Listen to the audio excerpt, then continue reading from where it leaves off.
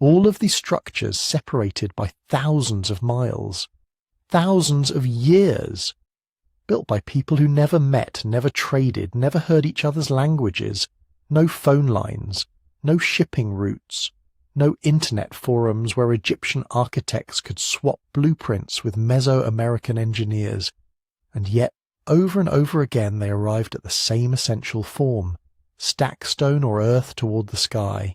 Make it big, make it last, make it a shape that dominates the horizon and refuses to be ignored. Why?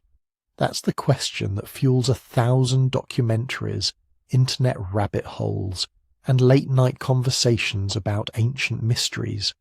It's a genuine puzzle, not the kind that requires aliens or lost supercivilizations to solve, but the kind that reveals something fundamental about how humans think, build and reach for meaning when they look up at the stars or down at the earth beneath their feet. Now, let's be clear, not literally every ancient civilization built pyramids. The Indus Valley cities of Harappa and Mohenjo-Daro built sophisticated urban grids and citadels, but no pyramids. Mycenaean Greece preferred palaces and tholos tombs. Plenty of complex societies chose other ways to make their mark. But the pattern is striking enough, widespread enough, and consistent enough that it demands explanation. Why did so many unconnected cultures, working with different materials, different gods, and different ideas about death and power, independently decide that the best way to build something eternal was to build it in this shape? If you're listening to this to fall asleep, that's exactly why I make these. So maybe subscribe and tell me in the comments, where are you right now? What time is it where you are? I love checking and seeing Singapore at sunrise, London at lunch, Los Angeles at midnight, all listening to the same story about stones stacked by people who've been gone for thousands of years. This isn't going to be a mystery show that strips credit from the builders or pretends we know nothing. We know a lot, but what we know makes the question even more interesting. Let's start at the beginning. Before there were pyramids, there were mastabas, and before mastabas, there was the Nile. Picture Egypt around 3100 BCE. The river runs north through a narrow green corridor of life, flanked on both sides by rising desert that stretches empty and gold to the horizon. Every summer, like clockwork for thousands of years, the Nile floods. Water spills over the banks, deposits rich black silt across the fields, then retreats. The Egyptians plant, harvest, and live their lives on that thin strip of fertility. But when they die, they're carried west, up onto the high desert plateau where the floodwaters never reach, where the ground stays dry and the dead stay undisturbed. On that plateau, near the edge where desert meets cultivation, the first kings and elites of united Egypt built their eternal homes. Not pyramids, not yet. Mastabas, low rectangular platforms of mud brick, flat-topped maybe 3 or 4 meters high, built over deep vertical shafts that drop down into underground burial chambers. The word mastaba comes from the Arabic word for bench. That's what they looked like from a distance, big benches of brick sitting out on the empty sand. But they weren't simple. Even the earliest royal mastabas at Saqqara, built just after 3000 BCE, were massive. Some stretch nearly 60 meters long and 25 wide. Their exterior walls were decorated with elaborate niched facades that mimicked the architecture of royal palaces, row after row of recessed panels that played with light and shadow. The message was clear. This wasn't just a grave. This was a house, a palace for eternity.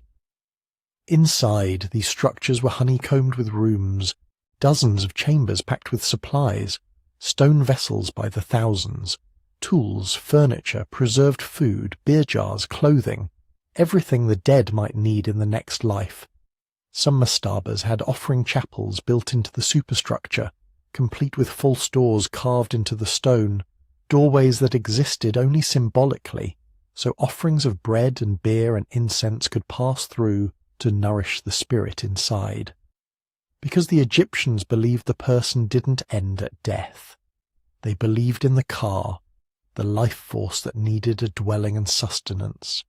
They believed in the Bayar, the mobile soul that could fly out and return, but needed a physical anchor, a body or statue to come back to. Without a secure tomb, without offerings, without a name carved in stone, the dead could be erased, scattered, lost. The tomb wasn't just for remembrance, it was infrastructure. The engine that kept a person existing after their heart stopped beating. So Mastabas grew, generation by generation, reign by reign. Mud brick gave way to stone, at least for the most important burials. The rooms multiplied. Storage magazines, serdabs, sealed chambers where stone statues of the deceased sat in the dark, connected to the outside world only through narrow slots so incense smoke and prayers could reach them. The enclosure walls around the mastabas got thicker, higher, more fortress-like. By the early 3rd dynasty, some of these structures dominated the desert skyline. You could see them for miles, and at some point someone had a thought. What if we didn't stop at one level? What if we stacked them? That's the impulse that will eventually create pyramids, but it didn't happen all at once. The shift from mastaba to pyramid wasn't a sudden lightning bolt of inspiration. It was incremental. A larger mastaba, then a mastaba stacked on top of another slightly smaller one, then another and another, each step an experiment. Each reign pushing a little higher, testing what stone could do, what workers could accomplish, what would make a tomb not just eternal but unmistakable. This is the part most people skip when they talk about pyramids. They jump straight to the finished monuments, the polished stones and perfect geometry. But the story starts here, in the slow escalation of mud and brick and human ambition on the edge of the desert. It starts with the idea that the dead deserve permanence, that a life, once lived, should leave a mark the earth can't erase. And here's what makes this so strange and so fascinating. That same idea, that same slow escalation from simple burial to monumental platform, happened again and again in cultures that never spoke to each other. We're going to see it in Mesopotamia, in Mesoamerica, in the Andes, in places so far apart that the idea couldn't possibly have travelled, but somehow it did. Not through contact, through something else, something deeper. But first we need to watch that stack of mastabas become something nobody had ever built before. Around 2670 BCE, during the reign of King Djoser, a man named Imhotep changed everything. He wasn't a king. He was a vizier, a high official, chancellor of the Egyptian state. But he was also something rare, a polymath. Architect, administrator, physician, sage. Later centuries would remember him as a healer and a genius. 1,000 years after his death, scribes would pour offerings to him before beginning their work. 2,000 years later, he'd be worshipped as a full god of wisdom and medicine, his cult spreading across Egypt and eventually merging with the Greek god Asclepius. But in his own lifetime, he was tasked with building a tomb for his king. And what he built became the first colossal stone structure in human history, the step pyramid of Djoser at Saqqara, roughly 60 meters high, 6 massive tiers stacked like platforms ascending toward the sky, a shape the world had never seen before. But it didn't start that way. Archaeology tells us the design changed during construction, not once, multiple times. It started as a simple stone mastaba, square, maybe 8 meters tall, about 60 meters on each side. Substantial, but not revolutionary. Just a stone version of what had been built in mud brick for generations. Then, for reasons we can only infer, Imhotep or Djoser or both decided it wasn't enough. The mastaba was enlarged. Stone blocks added to extend it outward, making it bigger, heavier, more dominant on the plateau. Still not enough. The next phase went vertical. The square mastaba became a 4-step pyramid, each tier smaller than the one below, creating a staircase effect. Then, in the final iteration, 2 more steps were added. The structure grew asymmetrical, rectangular rather than square, with 6 distinct levels rising in diminishing tiers. The base stretched roughly 121 by 109 meters, the whole oriented oriented east to west, its bulk pressing down on a labyrinth of chambers and corridors carved deep into the bedrock below. What this means is that Imhotep was improvising, experimenting in real time with millions of limestone blocks. There was no blueprint inherited from a previous era, no tradition of monumental stone architecture to draw on. Every decision, how to lay the courses, how to stabilize the structure, how high they could safely build, was being figured out as the work progressed. The blocks themselves were small, closer to mud bricks in size than the massive stones that would be used in later pyramids. They were laid in horizontal courses initially, then shifted to inward-leaning accretion layers that pressed toward the center, distributing weight and preventing collapse. This was engineering at the edge of what was possible, and it required more than just stone. The pyramid sits at the heart of a vast mortuary complex, roughly 40 acres enclosed by a limestone wall more than 10 meters high and over a mile in total length. That wall alone is staggering. Its outer face is carved with hundreds of niches, imitating the palace facade architecture of earlier mastabas but magnified to fortress scale. There are 14 gates carved into it. 13 are false, solid stone doorways that lead nowhere. Only one, tucked into the southeast corner, actually opens, and even that entrance is narrow, indirect, designed to funnel visitors through a long colonnade before revealing the open courtyard within. Inside the enclosure, the architects built an entire world in stone. Dummy chapels with carved false doors, ritual courtyards, a long rectangular space marked out as a said festival court, complete with stone platforms where the king was meant to perform his jubilee ritual, the ceremonial run that renewed his power and vitality, except Djoser wasn't supposed to run it in life. This was for his afterlife. The complex was a stage set for eternity, a place where priests could perform the necessary rites forever, feeding offerings through false doors, burning incense in serdabs, maintaining the cult that kept the king's spirit alive and active in the cosmos. Beneath the pyramid, the underworld begins. A vertical shaft drops down into bedrock, opening into a maze of corridors, galleries, and storage chambers that honeycomb the ground for hundreds of meters in every direction. Some passages are lined with blue faience tiles, gleaming ceramic meant to evoke water or the heavens. Others are carved with images of the king performing rituals, and in the magazines, the storage rooms, excavators found more than 40,000 stone vessels. Jars, bowls, plates carved from alabaster, schist, diorite, some of them inscribed with the names of kings from the 1st and 2nd dynasties, ancestors who had died generations before Djoser was born. Why so many? Why vessels from earlier reigns?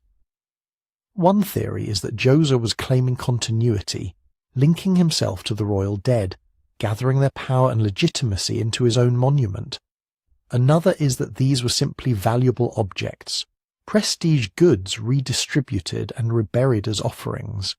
Either way, the sheer volume is overwhelming, provisioning the afterlife on an industrial scale. And all of this, the pyramid, the enclosure, the underground galleries, the 40,000 vessels, required labour on a scale Egypt had never organised before.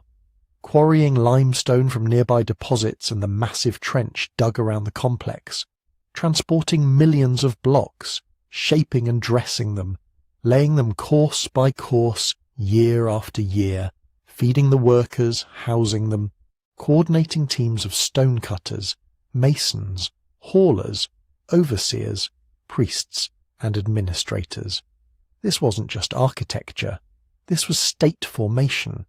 The logistics of building the step pyramid, effectively invented the bureaucratic and economic systems that would allow Egypt to build even larger pyramids in the decades to come. You can't move this much stone without record keeping, without ration distribution, without hierarchies of authority that could plan years in advance and compel or incentivize labor from across the kingdom. But why build upward at all? Why shift from the horizontal mass of a mastaba to the vertical leap of a pyramid? Scholars have offered several answers, and none of them cancel each other out. The steps could be a literal stairway, a physical mechanism for the king's spirit to ascend toward the circumpolar stars, the eternally visible, never-setting constellation the Egyptians associated with immortality. Or the form could represent accumulated power, a stack of mastabas signifying generations of royal authority compressed into a single monument. Some have suggested it's a stylized version of the primordial mound, the first land that emerged from the waters of chaos at the beginning of creation. In that reading, the pyramid is cosmic architecture. The king becomes the mound, his tomb the axis where earth touches eternity. The Egyptians themselves left no single explanation, and maybe that's the point. The step pyramid isn't a riddle with one answer. It's a statement so monumental that it holds multiple meanings at once. Tomb, temple, stairway, mountain, palace, engine of the afterlife cult. A machine made of stone to keep one man's name and spirit alive forever. And it worked. Djoser and Imhotep are still here, still remembered, 4,600 years after the last block was laid. But this was only the beginning, because once Egypt proved you could build a stairway to the stars, the question became, what if you made it smooth? Sneferu inherited a kingdom that knew how to build pyramids, but his father, Huni, had left him something else, a problem. Somewhere around 2600 BCE, construction was underway on a massive 7-step pyramid at Meidum, about 100 kilometers south of Saqqara. Whether it was Huni who started it, or Sneferu who began and then modified it, the archaeological record doesn't give us certainty. What we do know is that at some point, maybe midway through Sneferu's reign, someone made a bold decision. They would transform the stepped structure into a smooth-sided pyramid, filling in the terraces with packing blocks and encasing the whole thing in fine limestone. Then something went wrong. The outer casing collapsed. Maybe during construction, maybe shortly after completion. The exact timing is debated, but the result is unmistakable. Today, the Meidum pyramid looks like a 3-tiered tower rising from an enormous mound of rubble, the broken remains of its smooth outer shell lying in heaps around the base. Somewhere in the transition from step pyramid to true pyramid, the engineering failed. The packing stones weren't bonded properly to the core, or the foundation couldn't support the added weight, or the angle was too steep. Whatever the cause, tons of limestone came crashing down, and Sneferu learned. At Dashur, about 40 kilometers north, he tried again. The pyramid that resulted is one of the strangest monuments in Egypt. The bent pyramid. It rises from the desert at a confident, aggressive angle of roughly 54 degrees, its lower courses climbing steep and sharp. Then, about halfway up at around 47 meters, the angle changes, abruptly. The slope shifts to a much gentler 43 degrees, giving the structure its distinctive broken profile as if the builders suddenly lost their nerve. They probably did. Not because of cowardice, but because of cracks. Most Egyptologists interpret the angle change as a response to structural instability discovered during construction. The steep lower slope was generating too much stress. The core blocks were shifting. Cracks appeared in the internal chambers. Rather than risk a catastrophic collapse like the one that may have already happened at Meidum, the architects made a real-time adjustment. They changed the angle, reduced the load, and finished the pyramid at a safer slope. This is trial and error on a monumental scale. A king commanding millions of man-hours and uncountable blocks of limestone, and his engineers are figuring out the physics as they go. The bent pyramid stands as a frozen record of that learning process, a visible scar where ambition met the limits of contemporary understanding and had to compromise. But Sneferu didn't stop. Less than 2 kilometers away he started a third pyramid. This time he applied everything learned from the previous failures. The Red Pyramid, named for the reddish limestone of its core, rises to about 105 meters, with a base stretching 220 meters on each side. Its slope is 43 degrees from bottom to top. No angle change, no structural drama. Just smooth, consistent geometry, ascending toward a capstone. This is Egypt's first successful true pyramid, the first time a royal tomb achieved the pure triangular form that would define the next century of construction. Sneferu's architects had finally solved the equation. They knew how to lay foundations deep enough to bear the weight, how to bond core and casing stones so the outer shell wouldn't shear away, how to angle the sides steeply enough to be visually dramatic but gently enough to remain stable. And then Sneferu died. His son Khufu inherited a kingdom that knew how to build the impossible. Around 2560 BCE, on the Giza plateau overlooking the Nile Valley, construction began on what would become the largest pyramid ever successfully completed in ancient Egypt. The Great Pyramid, originally 146.5 meters tall, base covering more than 13 acres, each side roughly 230 meters long. An estimated 2.3 million stone blocks, most weighing between 2 and 15 tons, some of the granite blocks in the king's chamber exceeding 50 tons. The precision is staggering. The base is level to within about 2 centimeters across its entire length. The sides are aligned to the cardinal directions with an accuracy of about 3 arc minutes. This isn't rough approximation. This is deliberate, methodical engineering executed over decades with tools we'd consider primitive: copper saws and chisels, stone hammers, wooden sledges and rope. No pulleys, no wheels for heavy transport, no iron. Inside, the layout becomes a vertical journey. The original entrance, hidden high on the north face, opens into a narrow descending passage that plunges down into the bedrock beneath the pyramid, ending in an unfinished subterranean chamber. But partway down, another passage branches upward. The ascending passage, barely a meter wide and just as tall, climbs at a steep angle through the pyramid's mass.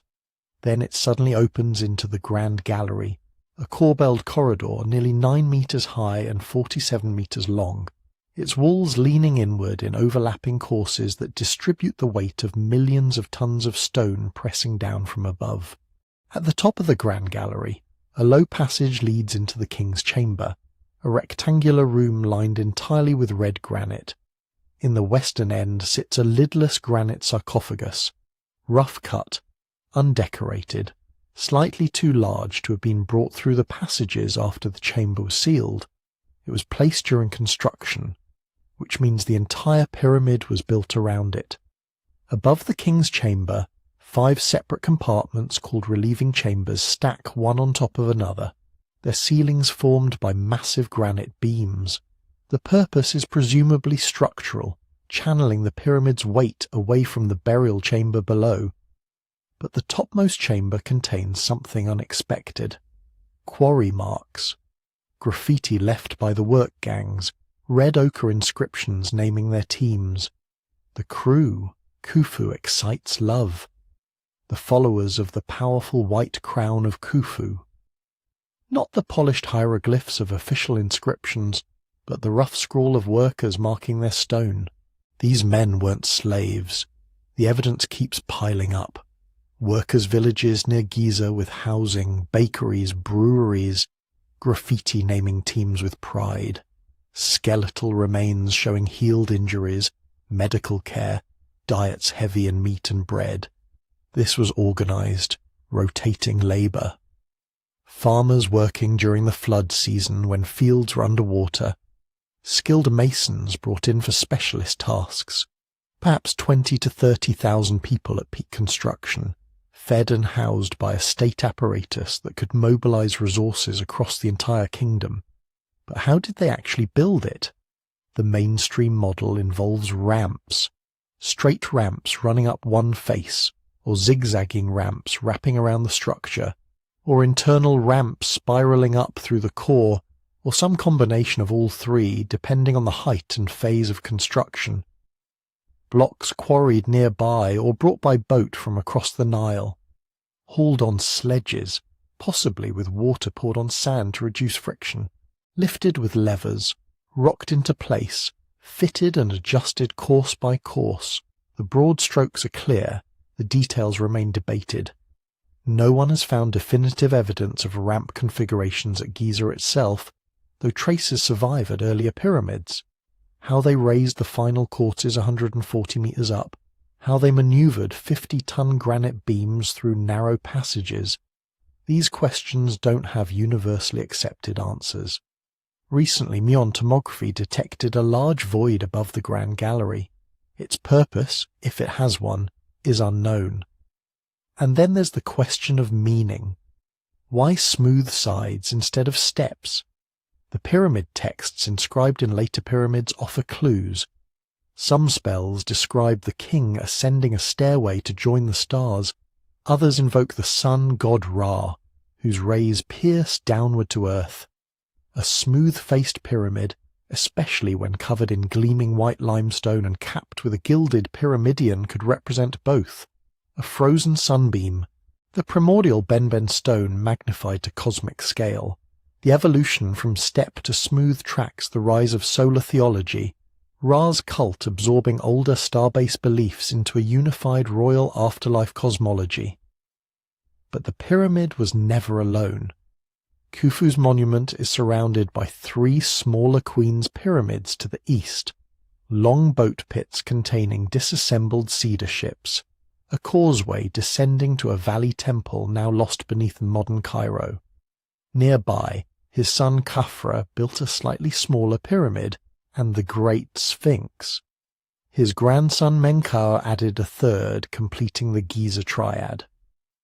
The plateau became a ritual landscape, a city of the dead where priests performed daily offerings, where the living came to petition the royal ancestors, where stone and ceremony maintained the cosmic order that kept Egypt stable and the Nile flooding on schedule.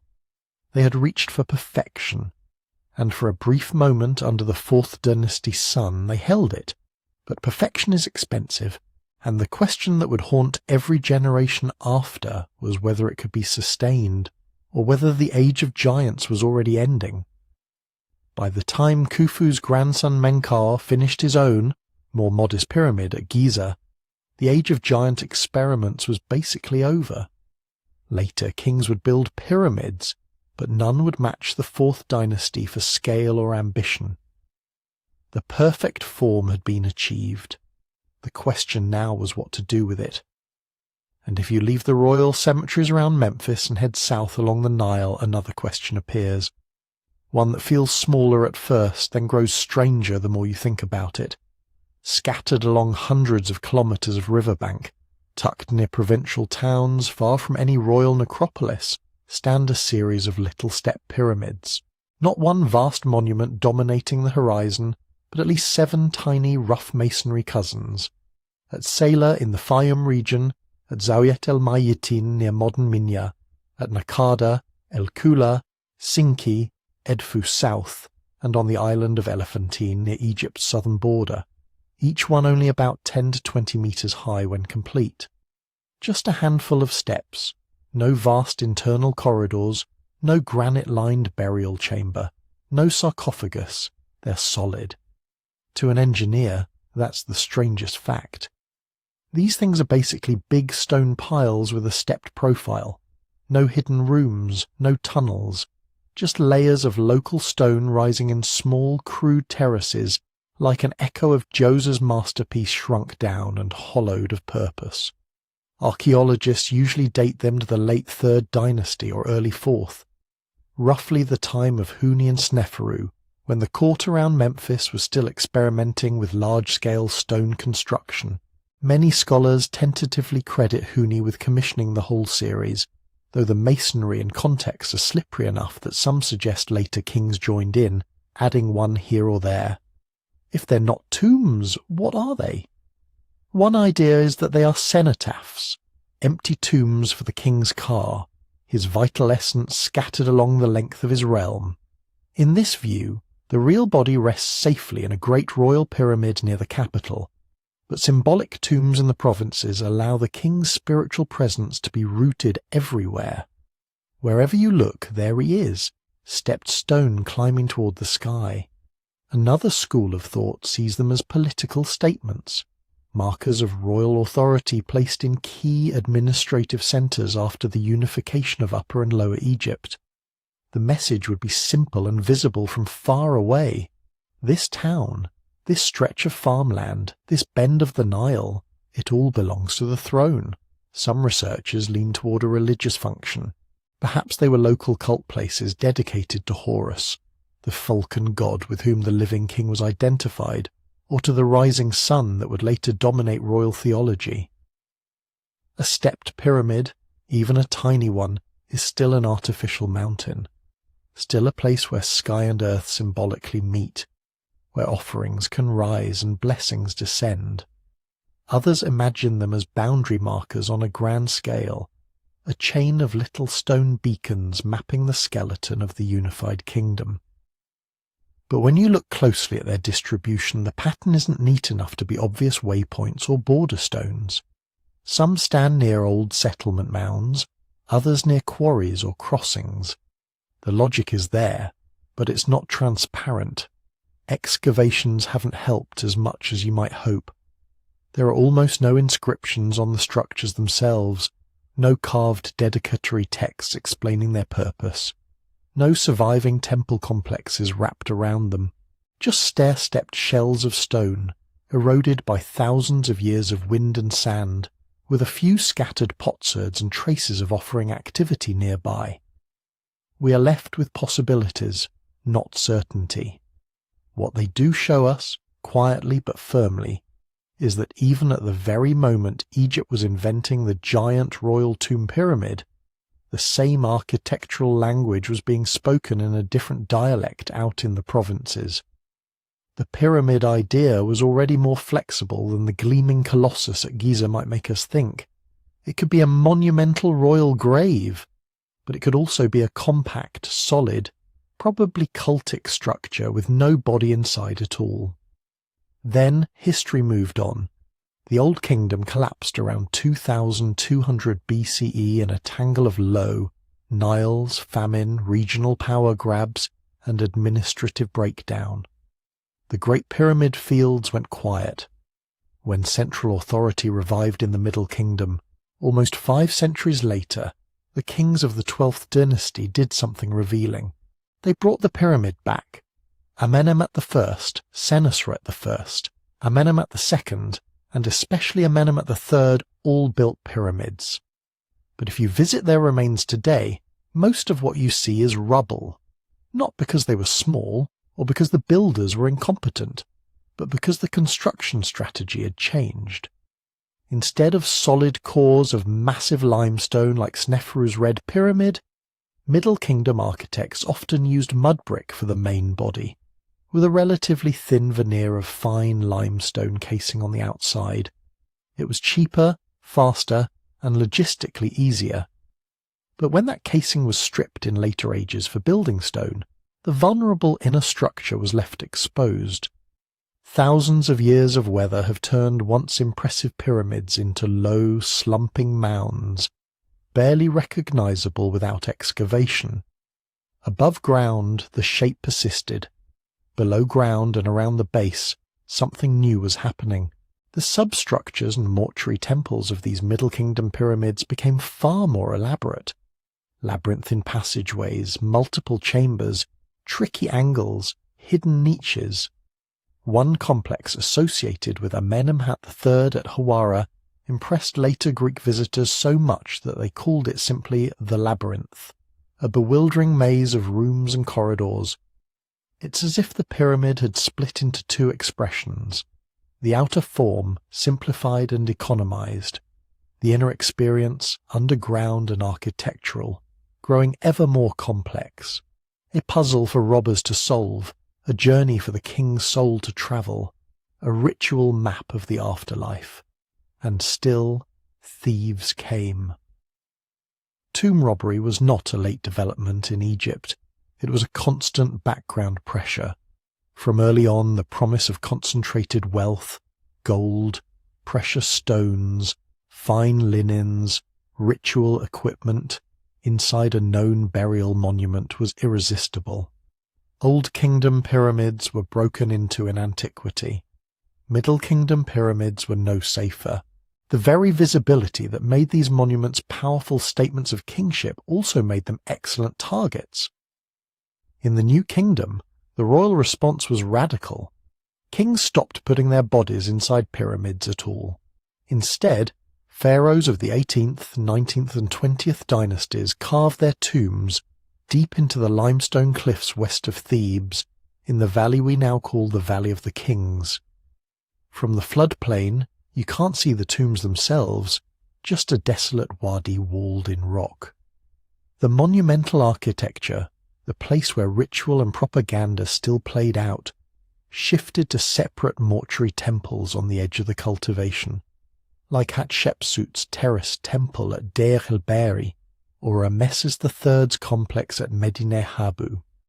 The tomb became hidden, secret, ideally known only to a small circle of trusted workers and priests. Its decoration focused on the king's journey through the night, through the underworld, guided by the sun god in his bark. Labyrinths of corridors now tunneled through rock instead of mud brick cores, and yet, even here, pyramid symbolism never entirely vanished. If you stand in the Valley of the Kings and look up, one peak dominates the skyline, a sharp, conical mountain called El Kern. Its profile is uncannily pyramidal, rising above the clustered tomb entrances like a natural stone pyramid placed by geology instead of kings. Many Egyptologists think this was not an accident of taste. By placing their hidden tombs under a mountain that already looked like a pyramid, New Kingdom rulers could tap into the old symbolism without advertising the exact location of their graves. Meanwhile, among the people who actually dug those tombs, the pyramid quietly came back in miniature. At Deir el-Medina, the village of royal craftsmen and artisans who carved and painted the pharaoh's sepulchres, private tombs often had small brick pyramids built above their chapels. A narrow, steep little pyramid, sometimes topped with a stone pyramidion painted with solar or funerary motifs, sat over a modest cult space. The actual burial lay down a shaft nearby or beneath. These structures were tiny, often no more than a few meters on a side, but their form was unmistakable. Ordinary scribes, foremen and painters were claiming in reduced scale the same shape that had once been the exclusive privilege of god-kings. The pyramid had become a personal memorial, a focus for family offerings, a way to mark a life and ask for a good place in the next world. From Huni's mysterious little step pyramids in the provinces, to the giant royal tombs at Giza, to eroded Middle Kingdom mounds fronting maze-like temples, to invisible New Kingdom burials tucked under a natural pyramid-shaped peak, to workers' brick mini-pyramids standing over simple shafts, the form kept changing roles. It never quite meant the same thing twice. Even within a single civilization, over the course of 2,000 years the pyramid was a moving target. Tomb and symbol, beacon and boundary, royal prerogative and private hope. Sometimes solid and empty, sometimes hollow and packed with treasure, sometimes reduced to a brief outline against the sky.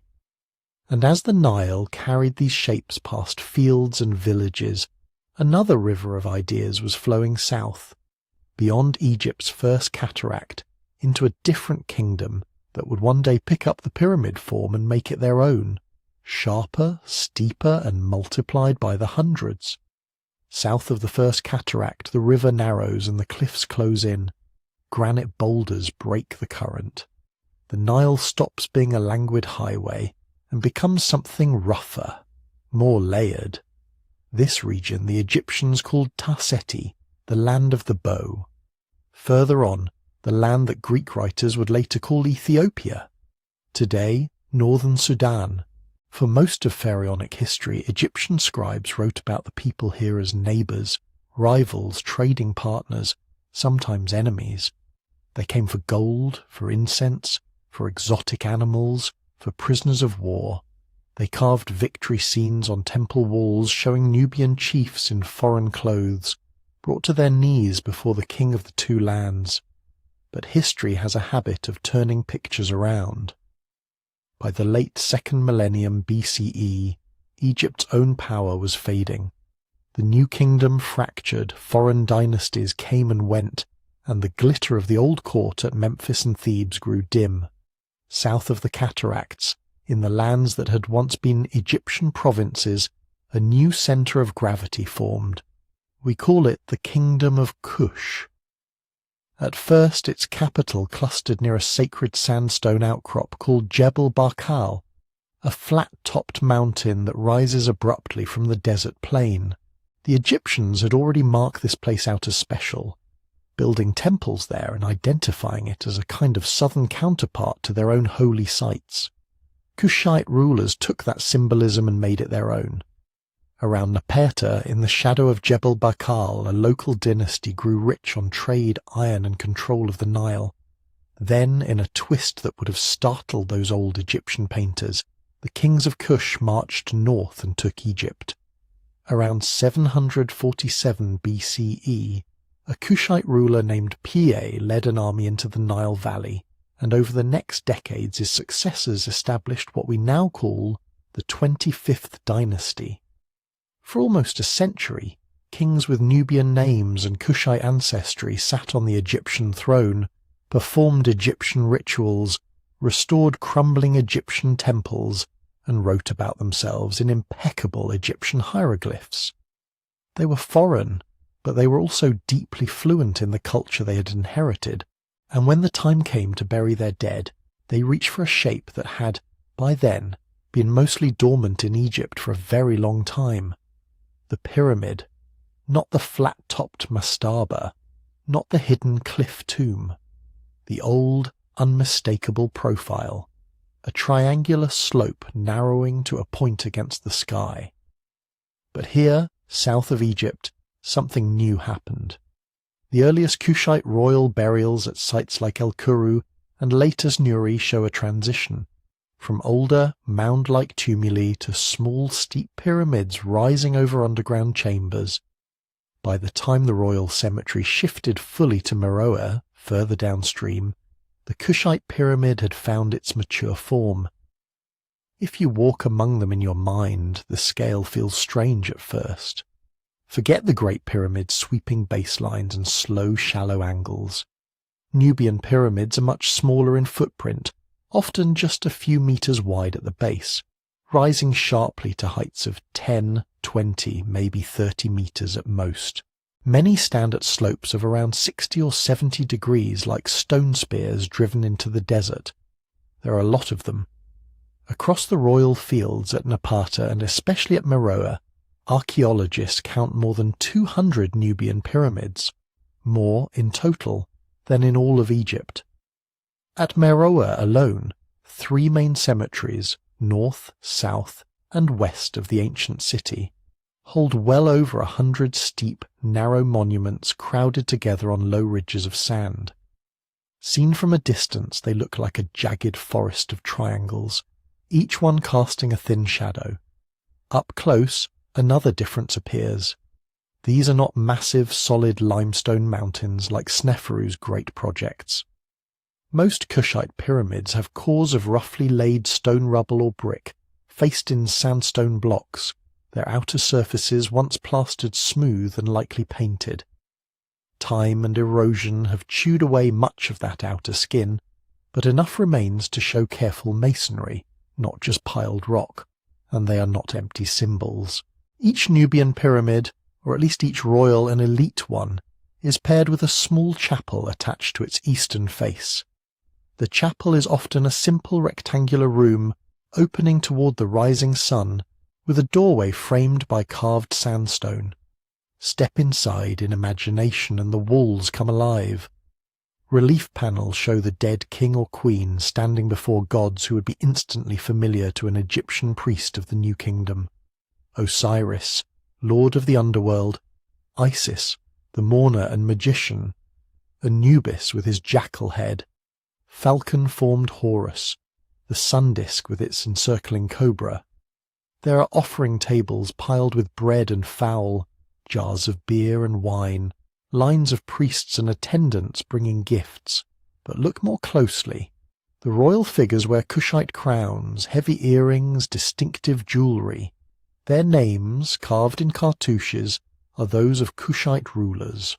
In some chapels alongside Egyptian hieroglyphs appear signs of a different script entirely. The cursive strokes of Meroitic writing, the indigenous language of the kingdom. Local deities slip into the pantheon, regional titles into the text. What you are seeing is not simple imitation, it's translation. Kushite elites took the Egyptian idea of the pyramid tomb complex, the external marker above, the burial chamber below, the ritual chapel for ongoing offerings in between, and rebuilt it in their own landscape, their own materials, their own style. They accepted the broad logic, a monument that ties the dead to the sky, a place for the living to feed the memory of the king, images of an afterlife structured by gods and judgment. But they changed the accent. The steepness of the pyramids, the clustering of dozens of monuments on relatively small burial hills, the specific mix of Egyptian and local religious imagery, these choices turn the form into something distinctively Kushite. Over roughly 1,000 years from about the 8th century BCE into the 4th century CE, while Egypt's own royal pyramid tradition remained a distant memory, the people of Kush kept building them. The style did not stand still. Early Napatan monuments tend to be simpler, with stronger echoes of Egyptian prototypes. As time goes on, chapels at Meroe become more elaborate. Reliefs grow more crowded, compositions more inventive. Inscriptions shift gradually from purely Egyptian hieroglyphs toward Meroitic script, signalling not just a change in artistic fashion, but in written language and identity. The underground tombs themselves evolve, multiple chambers, different arrangements of sarcophagi and grave goods, varying blends of Egyptian, Nubian, and later influences. From El Kuru to Nuri to Meroe, you can trace a line of experimentation. A borrowed architectural idea is not frozen. It breathes, adapts, sprouts local branches. The pyramid, carried south centuries earlier as the prestige form of a northern empire, becomes the emblem of another kingdom's own religious and political life. And then, long after the last Kushite king was laid to rest under a steep sandstone cone, the monuments faced a new kind of danger. In the 1830s, an Italian treasure hunter named Giuseppe Fellini arrived at Meroe with a simple assumption. If the Egyptian pyramids had once housed gold and royal jewellery, surely these southern pyramids did too. Lacking patience for careful excavation, he chose a more direct method. He blew the tops off. Using explosives, Fellini and his workers hacked into pyramid after pyramid, cutting off their pointed crowns, digging down from above in search of hidden chambers and hoards. In at least one case he found spectacular treasure, a queen's jewellery so intricate and refined that European collectors initially refused to believe it came from Black Africa at all. Only when they saw the objects did they relent. The treasures sold, the damage remained. Even today, many of the pyramids at Meroe stand truncated, their summits jagged or simply gone, as if some invisible hand had lopped them off. It is a quiet, enduring record of 19th century looting, of a time when Kushite history was treated not as a civilization's memory, but as a quarry for curiosities. So the story of these pyramids is double. On one side, they represent one of the clearest cases we have of cultural transmission. A society sees a prestigious monument in a powerful neighbour, adopts it consciously, and then reshapes it over centuries into something linked but new. No need to invoke lost continents or forgotten world-spanning builders here. The line of influence is visible, written in stone and inscription. On the other side, they remind us that adoption is never just copying. The choice to keep building pyramids in Kush, long after Egypt had moved on to different royal tomb forms, says something about how powerful that shape had become for them. A steep compact pyramid, a chapel for offerings, an underground chamber filled with objects meant to work in the next world. This was how a Kushite king or queen should be remembered. The angle is sharper, the scale is smaller, the number is greater, the meaning overlaps with Egypt's but is not identical. A mountain for the dead can wear more than one cultural face. As the wind shifts the sand around these broken points of stone, another question begins to surface. If a pyramid can travel from one culture to another and change so much along the way, what happens when we look even farther afield, beyond the Nile altogether, to places where no Egyptian architect ever set foot, but where the same basic shape rises anyway, for different gods, under different skies? To follow that question, we have to leave the Nile altogether, not just cross a border, but change rivers. Imagine turning your back on the Saharan sky and walking east, over deserts and dry plateaus, until another waterway appears. Not a single, narrow strip like the Nile, but a broad lowland where two great rivers, the Tigris and the Euphrates, wander and split and rejoin, looping through mudflats and reeds. This is Mesopotamia, in Greek simply the land between the rivers. Today, mostly Iraq, with parts of Syria and Iran. Here too humans learned to stack earth toward the sky.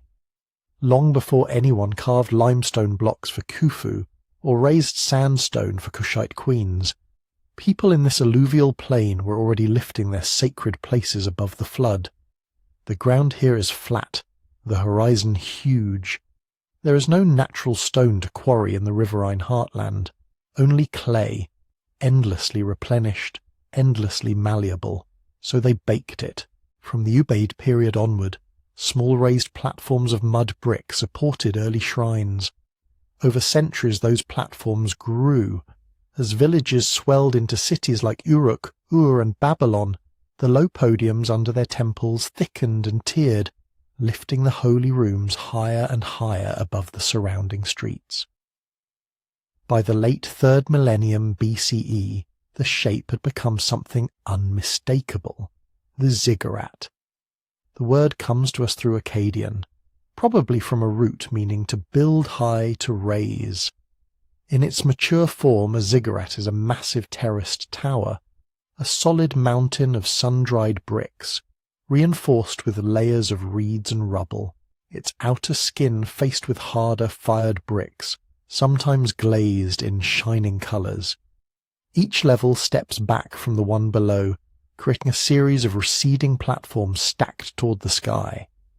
From a distance it looks like a staircase that has forgotten what it was supposed to be attached to and simply climbs into emptiness.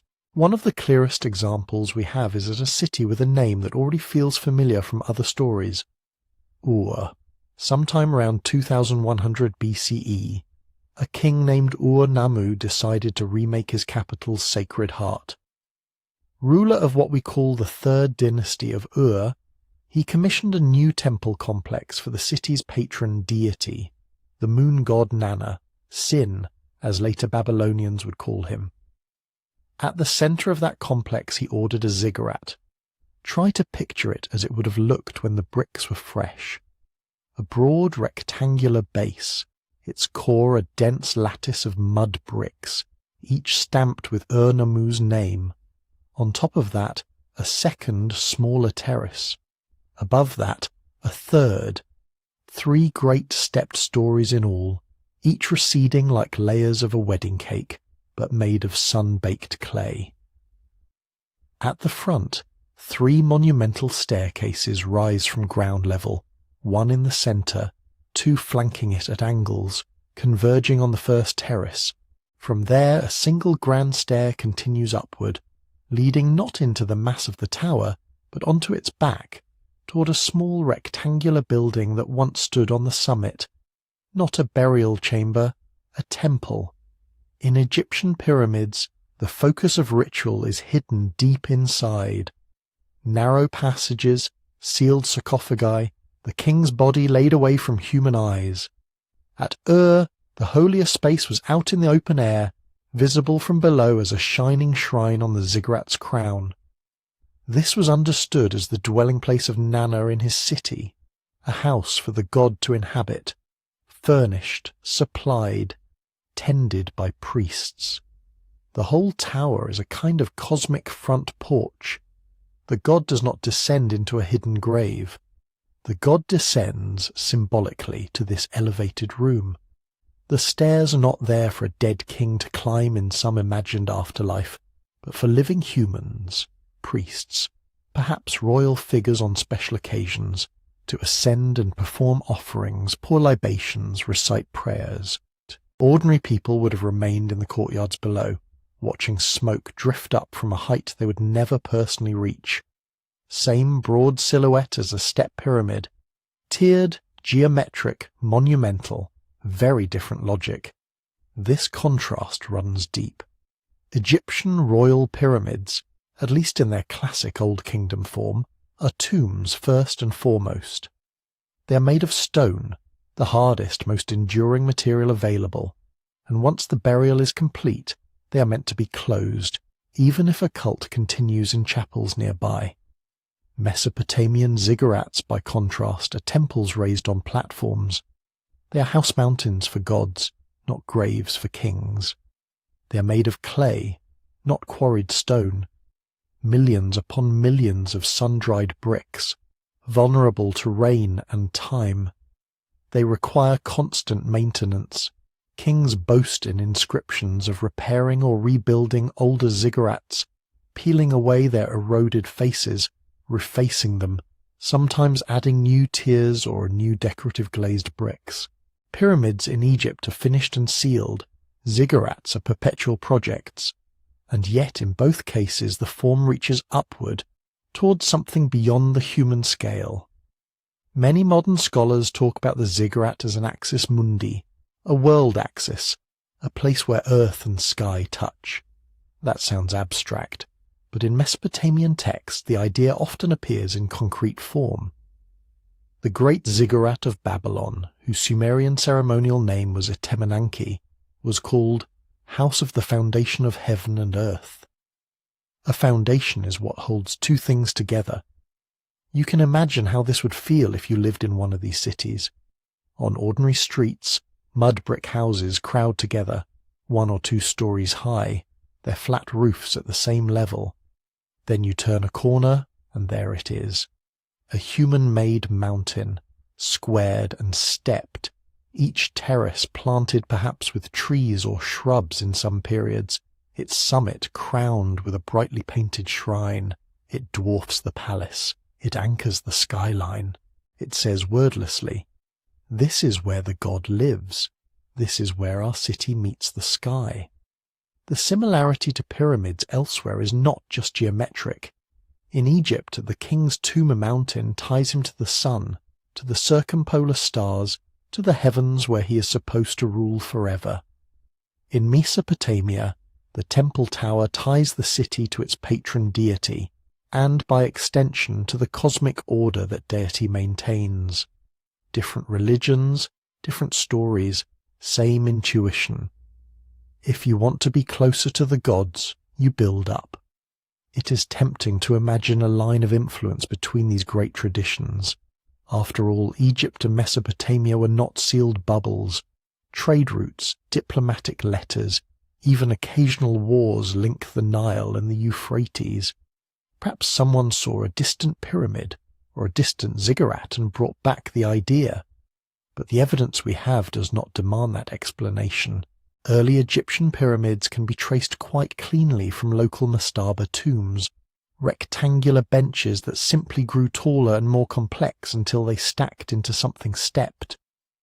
Mesopotamian ziggurats grow just as naturally out of earlier low temple platforms that were raised gradually higher to protect shrines from floods and to mark them out from the houses around them. Two river civilizations with different climates, different building materials, different theologies, both discover that piling earth toward the sky in neat receding tiers is an effective way to manifest sacredness in public space. Convergent solutions born from similar questions. The ziggurat tradition was not limited to one kingdom either. Sumerian city-states, later Akkadian and Babylonian monarchs, Assyrian rulers further north, and Elamite dynasties in what is now southwestern Iran, all built their own versions. Some had only 2 or 3 terraces. Others, like Etemenanki at Babylon in its later form, may have reached 7 levels. We do not know exactly how high that great tower rose. Only its foundations survive, and ancient descriptions vary, but they agree on one thing: it dominated the city. Centuries after many of these structures had crumbled, another story was told about a tower in this land between rivers. In the Book of Genesis, there is a tale of humans deciding to make a name for themselves by building a city and a tower with its top in the heavens. In the story, the project goes wrong. The deity scatters the builders and confuses their languages, and the place gains a new name: Babel. Most modern scholars see in that story an echo of ziggurats, perhaps especially of Babylon's Etemenanki. To later visitors from the West, the idea of a giant artificial mountain reaching toward the sky, built by people who all spoke the same tongue, it must have lingered in the imagination. By the time that memory was set down in Hebrew, the bricks of many original towers had already been reused, their shapes softened back into the mud from which they'd come. But the image of a stepped ascent, a stairway for gods and for hubristic humans, remained. So now our picture of the world's pyramids has gained another family. In Egypt and Kush, stone or sandstone cones for the dead. On the Tigris and Euphrates, mud brick mountains for living gods. Independent traditions, born from local needs and landscapes, converging on a similar grammar of height and geometry. If ziggurats were cosmic foundations where heaven and earth touched, what happens when we keep travelling still farther west, across an entire ocean, and find yet more stepped mountains rising from different valleys, under different stars, with no way at all to borrow from Ur or Giza? When you follow that last question, the map in your mind has to stretch again, past the Levant, past the Mediterranean, past any coastline that people of Ur or Memphis ever imagined, over an expanse of water so wide that for most of human history it might as well have been another sky.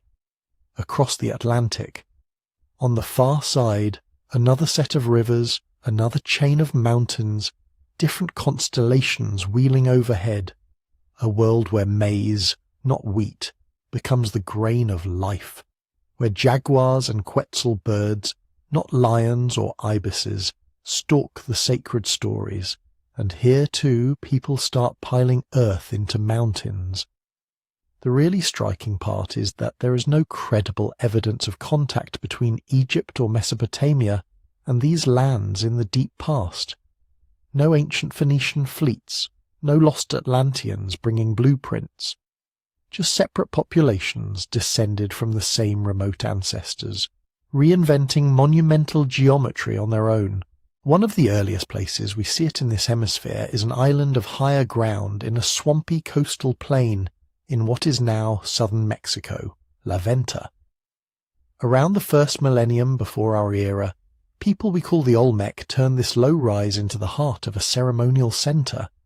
They shaped plazas, buried mosaics of greenstone, raised colossal heads that still gaze sleepily out of the soil, and they built a pyramid. If you could peel back the jungle and the centuries of erosion, the Great Pyramid of La Venta would come into focus as a huge earthen mound, about 34 meters high, roughly 110 feet. Rectangular in plan, originally stepped, it contains something like 100,000 cubic meters of fill. It is not stone-faced, not sharp-edged in the way we tend to picture pyramids. It is more like an artificial hill, compressed out of basket loads of earth, layered and compacted until it towers above the marshes. We do not have a clear written record for what the Olmec called it, or exactly what rituals played out on its summit. That knowledge went into the ground with them. But from the layout of the site, processional ways, offerings placed along axes, alignments that seem to track the movement of the sun, it is hard to escape a familiar impression. This, too, was a man-made mountain, a place where earth reached up toward the sky, and where whatever beings the Olmec revered were invited to meet them halfway. From La Venta onward, the shape spreads, successor cultures in central and southern Mexico, and into what is now Guatemala, Belize, Honduras, and El Salvador, inherit and transform the idea of the raised platform. Over more than 1,000 years, modest mounds swell into vast complexes. Some stay low and broad, others pile steeply, narrowing as they climb, carrying small temples on their summits like crowns. By the turn of the first millennium of our era, one particular city in the central highlands of Mexico has taken this practice to a new scale, Teotihuacan. When the first people settled this valley, the great volcanoes that hem it in were already old. To the south, Popocatépetl rose snow-capped. To the east, Cerro Gordo loomed like a sleeping guardian. Between them, on a broad, gently sloping plain, Teotihuacan grew into something astonishing. At its height, between about 100 BCE and 550 CE, it may have held 100,000 people or more. Its streets were laid out in a grid, its neighborhoods organized, its drainage channeled. This was not a city that just happened. It was planned. The heart of that plan is a broad processional avenue running roughly north-south, the Avenue of the Dead. Along its length, plazas open like lungs. On either side, stepped platforms and multi-story apartment compounds rise in careful rows, and dominating the whole northern half of the city are two pyramids that seem to bring the surrounding mountains into human scale, the Pyramid of the Sun and the Pyramid of the Moon. Today, the Pyramid of the Sun stands about 65 meters high, around 200 feet, with a base roughly 220 meters on each side. It is one of the largest single structures ever built in the ancient Americas, a mass of stone and rubble encased in carefully cut talud tablero facades, sloping panels topped by vertical rectangles, repeating like a pattern of breaths as the building climbs. To its north, anchoring the end of the Avenue of the Dead, the Pyramid of the Moon rises on a slightly smaller scale, echoing the shape of Cerro Gordo behind it so closely that the hill and the monument almost rhyme. We can measure these things. We can map their angles. Note that the city's grid is skewed slightly from true north, perhaps to align with particular celestial events or the setting of the Pleiades. We can excavate offerings buried at key points in their construction: obsidian blades, jade, shell, sacrificed animals, and, in some cases, human remains. What we cannot do, at least not yet, is read the builder's own explanation. Teotihuacan left murals filled with symbols, and there are a few borrowed glyphs from later scripts, but nothing like the self-narrating inscriptions carved on an Egyptian pyramid's chapel or a Babylonian king's foundation brick. The language spoken here, the names the inhabitants used for their temples and gods, their myths of how the world began, those are still debated, teased out of art and later Maya and Aztec stories that look back at this city as already ancient. So the Avenue of the Dead remains in some sense an avenue of questions. We see that these pyramids were not isolated tombs hidden in the desert.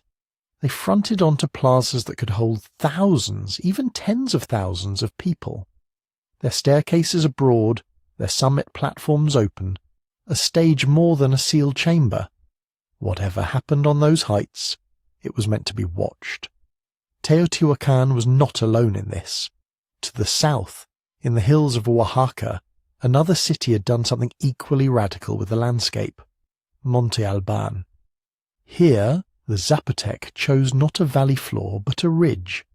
They spent generations cutting and filling, literally levelling the top of a mountain to create a great rectangular plaza, 300 metres long, ringed by stepped platforms, temples and palaces. From the plain below, Monte Alban must have seemed like a floating island of stone. On its surface, platform pyramids serve as bases for shrines and council halls, stairways rising from the plaza to the buildings above. Inscriptions carved on slabs hint at wars, alliances, lineages. But again, the pattern is clear. The most important structures are up, on tiers, reached by stairs, focused around open spaces where crowds could assemble. The pyramid is not an isolated monument here. It is one unit in a larger conversation between earth, sky, and community. Farther east and south, that conversation takes on still more elaborate forms among the Maya. If Teotihuacan's pyramids feel like massive, somewhat impersonal mountains, many Maya examples feel intricate, almost baroque. At cities like Tikal, Palenque, Calakmul and Copain, steep limestone staircases run like spines up tall, narrow pyramidal mounds, leading to roof-combed temples whose upper tiers slice dramatically into the sky. Consider Tikal Temple 1 in what is now Guatemala. Built in the 8th century CE, it rises about 47 meters above the plaza. Its stairway climbs so sharply that from the ground, the steps seem to merge into a single plane. At the top, a small temple room opens onto the void, and above even that a masonry comb frames the horizon. It is not just a lookout point, not just a shrine. Deep within its core, archaeologists discover the burial of a king, Djoser Chan Kawil I, laid to rest with jade ornaments, jaguar pelts and offerings. The whole towering structure is in a sense his tombstone, but it is also a functioning temple, a place where priests continued to perform rituals long after his burial. At Palenque in Chiapas, the Temple of the Inscriptions makes this duality explicit. From the outside, it is a stepped pyramid about 27 meters high, supporting a temple whose walls are covered with long, hieroglyphic texts. For years, that was all anyone knew. Then, in 1952, excavations revealed a sealed stairway descending from the temple floor down into the heart of the pyramid. At the bottom, in a chamber deep inside the artificial mountain, lay a massive stone sarcophagus. Inside it, the remains of Pakal, Palenque's great ruler, his face covered with a mosaic jade mask, his body adorned with intricately carved jewellery. Above, the temple continued to function, its inscriptions recounting dynastic history and ritual obligations. Below, the dead king slept within the pyramid. In Egypt, the king's pyramid and the place of his funerary cult are connected but distinct. Tomb here, mortuary temple there. In Mesopotamia, the ziggurat is the god's house altogether, not a grave. Among the Maya, the two functions often fuse. Pyramid as temple, pyramid as tomb, pyramid as a vertical axis connecting the underworld, the human world and the sky. The way these buildings came into being also differs in a telling way. If you imagine a pyramid as a single grand project, a pharaoh orders it, thousands labour for decades, it is completed, sealed, and left to stand. That image fits fairly well for the great stone monuments on the Nile.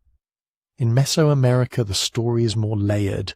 Again and again, archaeologists have found that the impressive pyramid you see today is not the first version of itself. Beneath later facades, earlier, smaller structures hide like dolls inside dolls.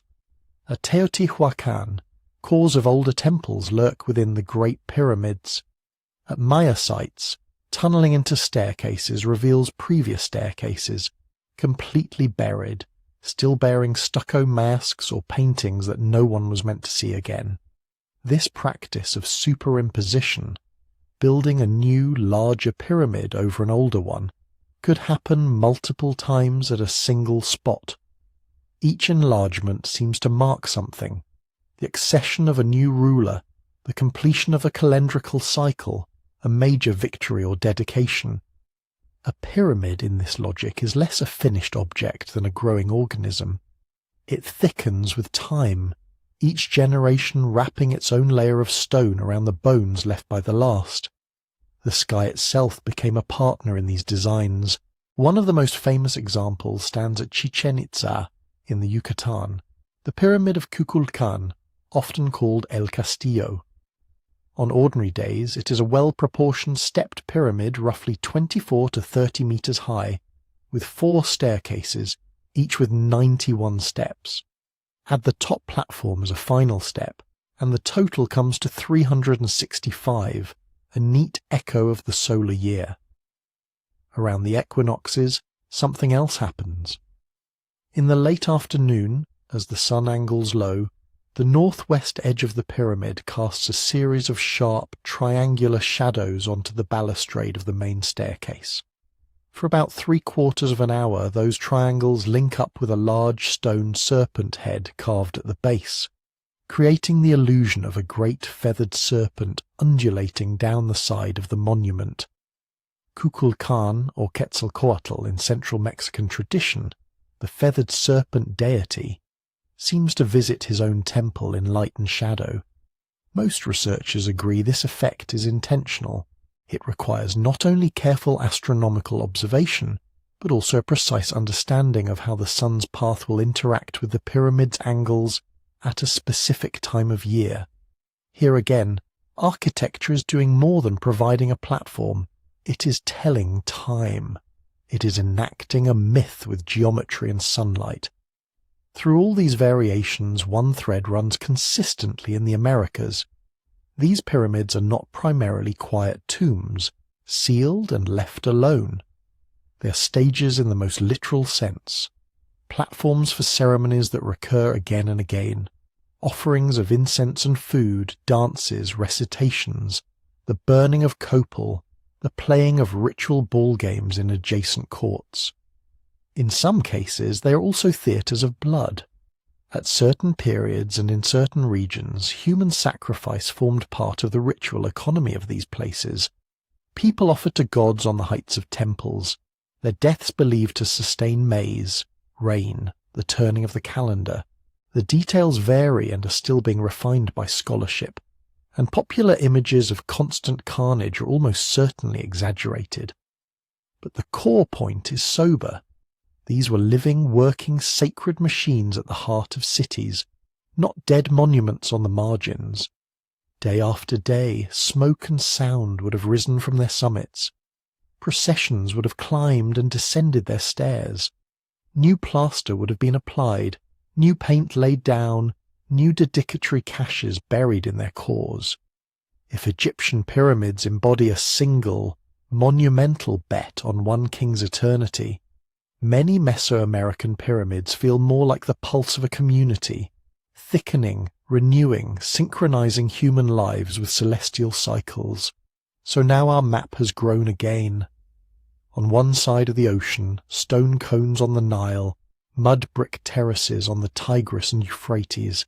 On the other, earthen hills at La Venta, vast stepped mounds at Teotihuacan and Monte Alban, steep temple tombs in the Maya lowlands, serpent-shadowed pyramids at Chichen Itza. No shared engineers, no shared scriptures, just different peoples, in different ecosystems, independently deciding that the right way to anchor their worlds is to raise a geometric mountain in the middle of their cities. And they were not alone on this continent either. If we turn our attention south along the Andes, or north into the river valleys of what is now the United States, we find yet more artificial hills and platforms, some pyramidal, some sprawling, all part of the same quiet global conversation between gravity, belief, and the human urge to build up. far to the south, along a spine of mountains that would one day be called the Andes, another tradition of raising the earth was already underway. If you could strip away the modern towns and fields and look back 5,000 years, the desert coast of what is now Peru would not seem like the obvious place for cities. Narrow river valleys cut green fingers through a landscape of sand and stone. Between them, dryness, silence, the Pacific breathing in and out. Along one of those rivers, the Super, people began to stack the land. Carol soup. Between about 3000 and 1800 BCE, long before the Inca, before the Moshi, before pottery was even common in the region, communities along this valley built something extraordinary, an urban centre of plazas, temples, and great platform mounds.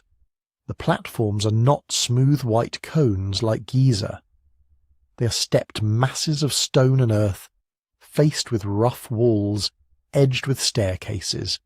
In front of them, sunken circular plazas drop into the ground like inverted cups, open to the sky. From above, the site reads almost like a diagram. Circular voids, rectangular platforms, lines of stairs drawing you from one level to another. The whole thing is geometry imposed on a desert terrace. We do not know what language the builders spoke. We do not have their myths written out. But we can see their priorities. They gathered labour from scattered farming and fishing communities and poured it into these mounds and plazas. They created a place where people could converge, descend into round courtyards, then climb stepped platforms and stand elevated above the valley floor. It is tempting to think in terms of firsts. The earliest city in the Americas, one of the oldest pyramidal complexes. Archaeology is cautious about that kind of ranking, but there is broad agreement that Carol Supe belongs among the earliest monumental landscapes in the New World. Long before anyone in this region was carving royal biographies in stone, they were already reshaping Earth to create artificial heights and depths, places where human ceremony could unfold between ski and ground. Over the next couple of millennia, farther north along the Peruvian coast, the basic vocabulary of the platform mound becomes more massive, more intricate, and more explicitly tied to political power. Cultures rise and fall in waves, among them the Moshe. On a wide dry plain near the Moshe River, sometime between about 100 and 800 CE, two great adobe huacas dominated the horizon. Huaca del Sol, the Pyramid of the Sun, and Huaca de la Luna, the Pyramid of the Moon. Today, erosion and the river's shifting course have taken their toll, especially on Huaca del Sol. But even in its damaged state, you can still sense its scale. Archaeologists estimate that in its prime, it rose in 4 broad tiers to perhaps 50 meters, with a base over 300 meters long and more than 150 wide. A staggered stepped mountain made not of stone blocks, but of sun-dried bricks. Those bricks carry faint repeating marks, signs impressed before firing, different for different batches. When researchers counted them, they realized there were not just a few symbols, but dozens, perhaps hundreds, representing different communities or work groups. Labour, in other words, was mobilized across a whole region. Each group brought its quota of bricks, leaving its name stamped into the body of the pyramid. What rose from that collective effort was not a simple tomb. The Huaca seems to have served as the core of a capital, the focus of ceremonies that blended warfare, sacrifice and fertility. Its summit probably supported elite residences and ritual spaces. Like the platforms in Mesoamerica, these Andean mounds are stages and seats of authority more than sealed stone coffins. Power in adobe, layered and relayered. Even under the later Inca, who built more with finely fitted stone than with mud brick, the impulse remained. Across the highlands and valleys they raised flat-topped ceremonial platforms, ushnus, on which rulers sat. Libations were poured, and offerings were made to the sun and the earth. Some were modest terraces in village plazas, Others were multi-tiered constructions standing at the center of imperial administrative complexes. The shape is simpler than a towering pyramid, but the logic is the same.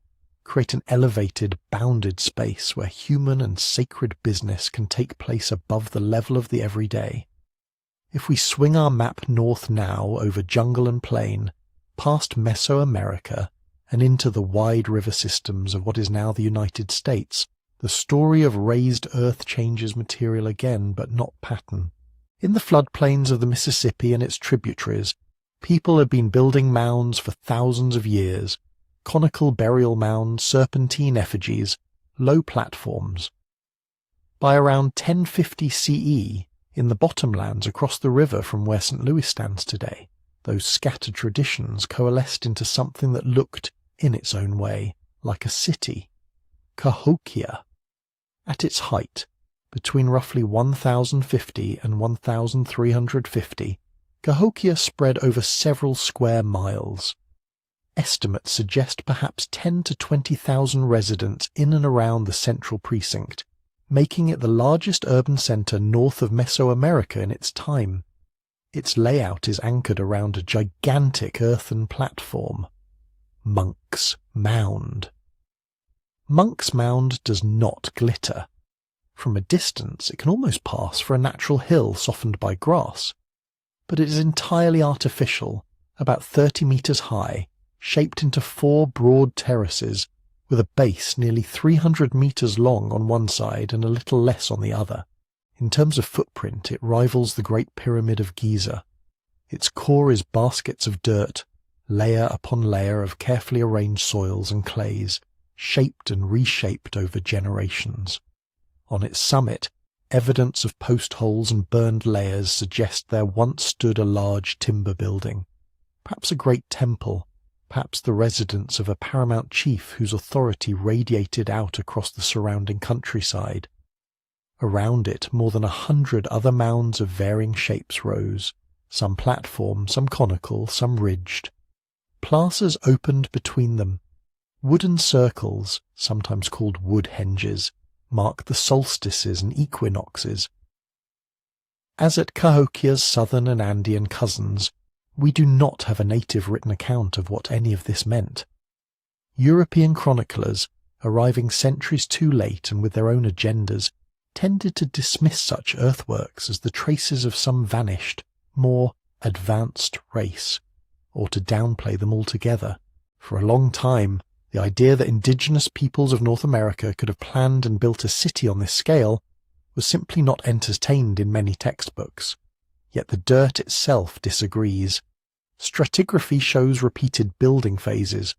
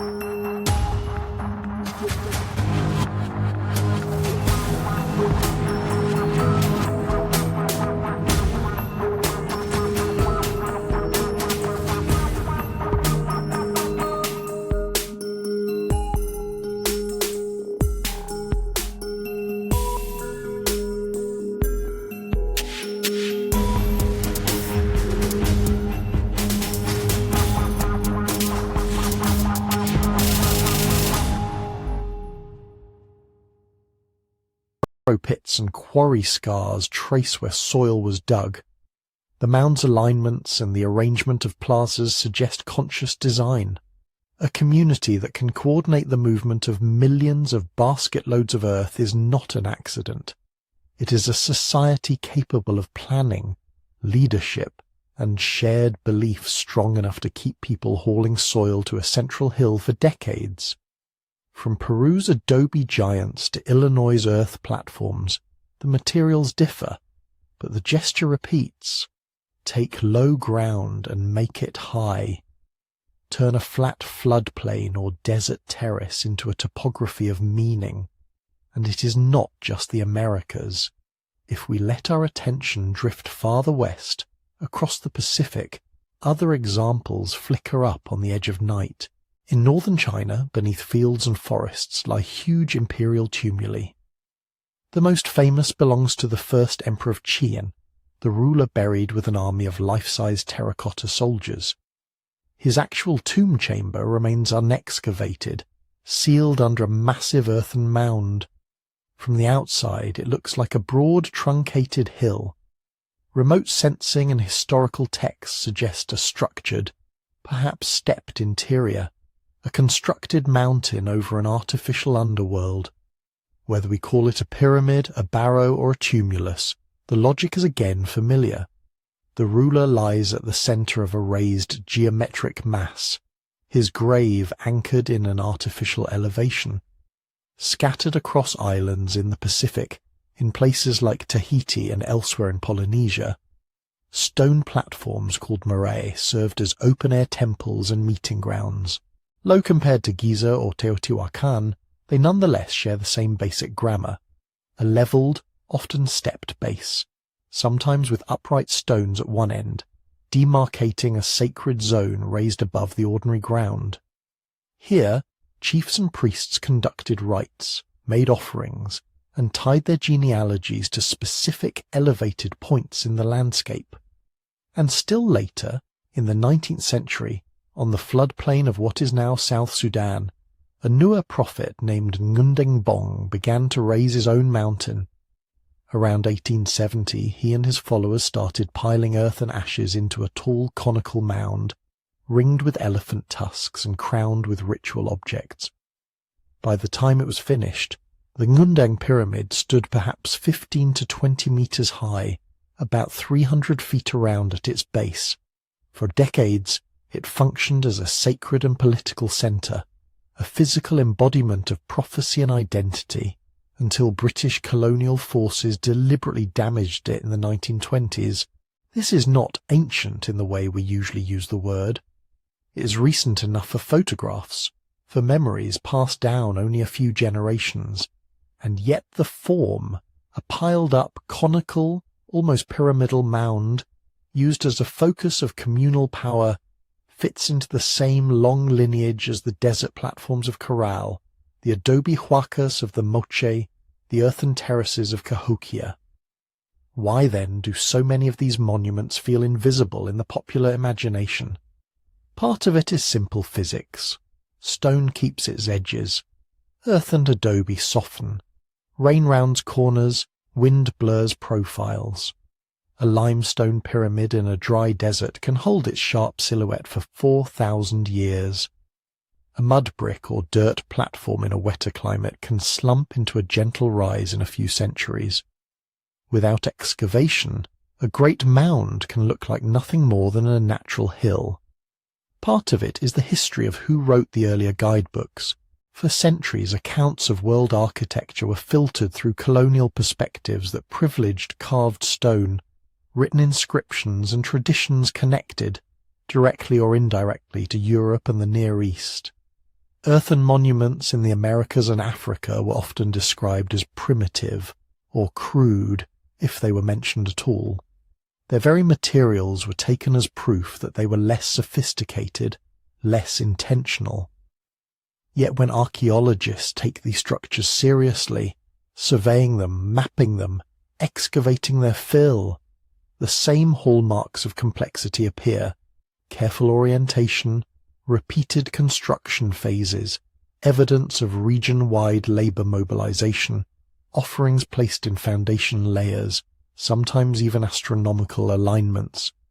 In technical terms, an adobe platform or a packed earth mound is no less an achievement of planning and communal organization than a sandstone terrace.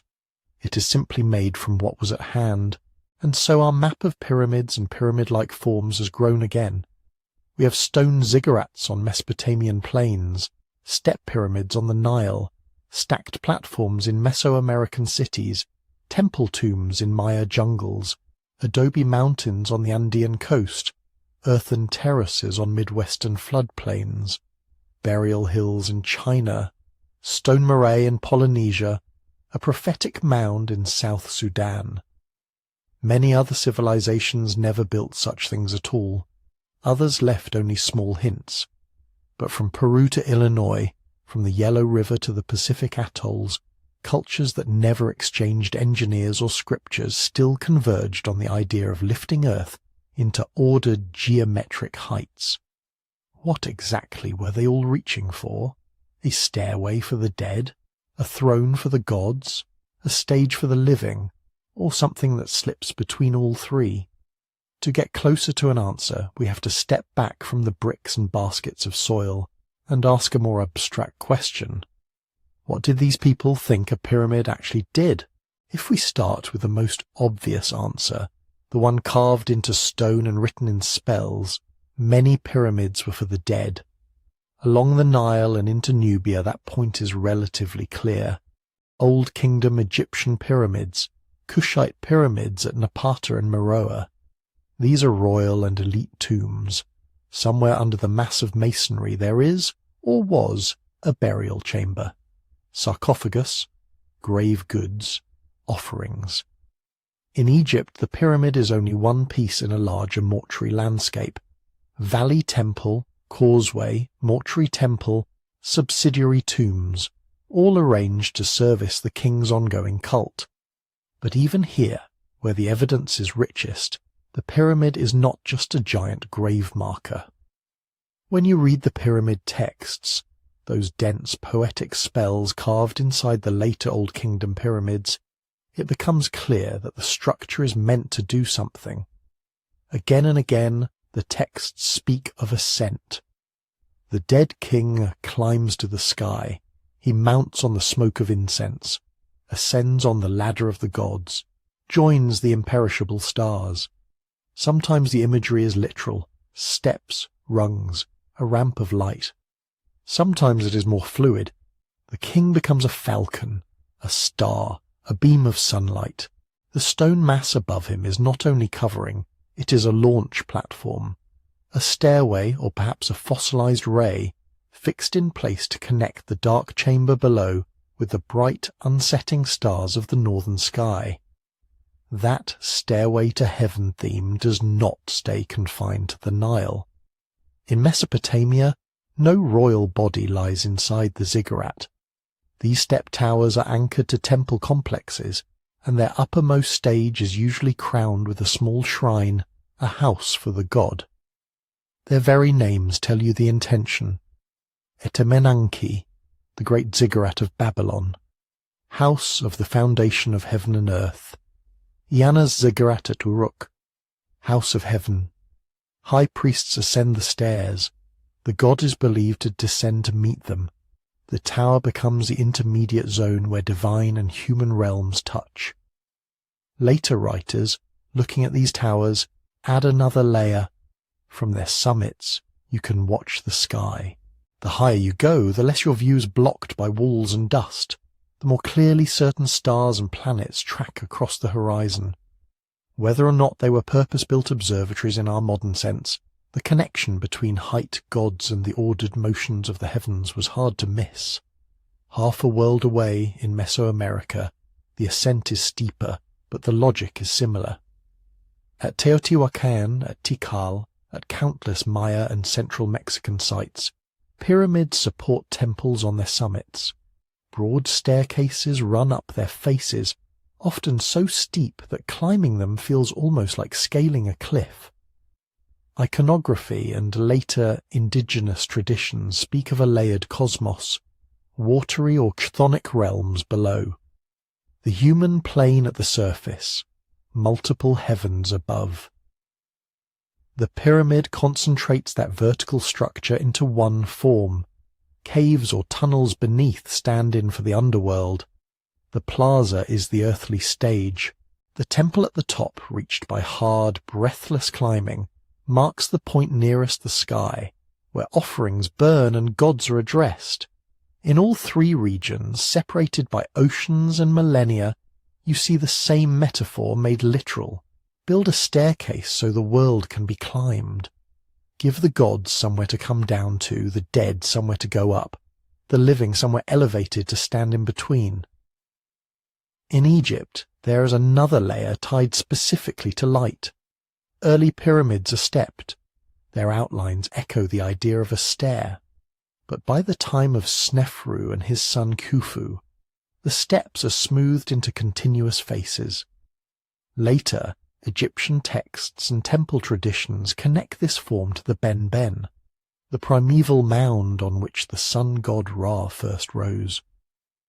In the temple city of Heliopolis, the Ben-Ben was embodied in a sacred stone, probably with a pointed pyramidal top. The little capstones that once crowned the Great Pyramids, pyramidions, were called Ben-Bené. They were often carved to resemble miniature obelisks, and there are good reasons to think they were once sheathed in gleaming material, polished stone or metal, to catch and flash sunlight. In that reading, the pyramid is not just a ladder. It is a solidified ray, a frozen sunbeam striking down onto the western desert. The dead king inside does not simply climb to the stars. He rises with the sun, ferried across the sky with Ra, reborn each dawn. The shape itself, sloping faces converging to a sharp, radiant apex, becomes a diagram of solar theology. Royal tomb, stairway, sun ray. Already, in this single culture, the monument is doing several jobs at once. Elsewhere, the functions braid together in different proportions. Some Maya pyramids contain royal burials, others do not, serving primarily as platforms for temples and as backgrounds for public ritual. Many Andean wakas seem to have been layered over earlier structures, incorporating burials but also hosting processions, sacrifices, and elite residences. The earthen platform of Monk's Mound at Cahokia probably supported a large building used by a paramount leader or priest, surrounded by plazas where gatherings took place and alignments marked the solstices. In these cases, the pyramid or platform is as much a stage as a tomb, a piece of political architecture that makes hierarchy visible in 3 dimensions. Standing at the base, you look up and see who is allowed to stand above you. That, too, seems to be a constant. Pyramids are conspicuous claims on space. They are central, elevated, and hard to ignore. To plan and complete one, a community has to mobilize enormous labor. Quarry stone, mold bricks, carry soil in baskets, cut and haul timbers. It takes organizers, specialists, feeding systems. It takes a story compelling enough that people are willing to spend harvest seasons and dry months lifting heavy things for a purpose that does not immediately fill their own granaries. When the thing is finished, its bulk silently proves that such organization exists. It says, there are rulers here who can command work on this scale. There are gods or ancestors here who deserve it. There is a center around which your smaller lives orbit. At the same time, many pyramids also seem to encode more abstract kinds of order. Alignments are one clue. Egyptian pyramids in the Old Kingdom show careful orientation to the cardinal directions. Their sides track north-south, east to west with surprising precision. Some Mesoamerican pyramids and mounds line up with solstice sunrises or particular star risings. Wooden post circles at sites like Cahokia mark equinoxes and solstices in relation to platform mounds. It is easy to slip into numerology here, to see alignments everywhere, but even the cautious evidence suggests that architects were thinking about how their artificial mountains sat within a larger celestial geometry. So, what were they really for? Tombs, certainly, in many cases, temples in others, stages for coronations, war captives, offerings, prophecies, symbols of solar cycles, mountains of creation, world trees in stone, political manifestos in baked brick and earth. You can list the functions, sort them into tidy categories, funerary, cultic, astronomical, ideological, but on the ground they bleed into one another, and sometimes the puzzle pieces do not fit cleanly at all.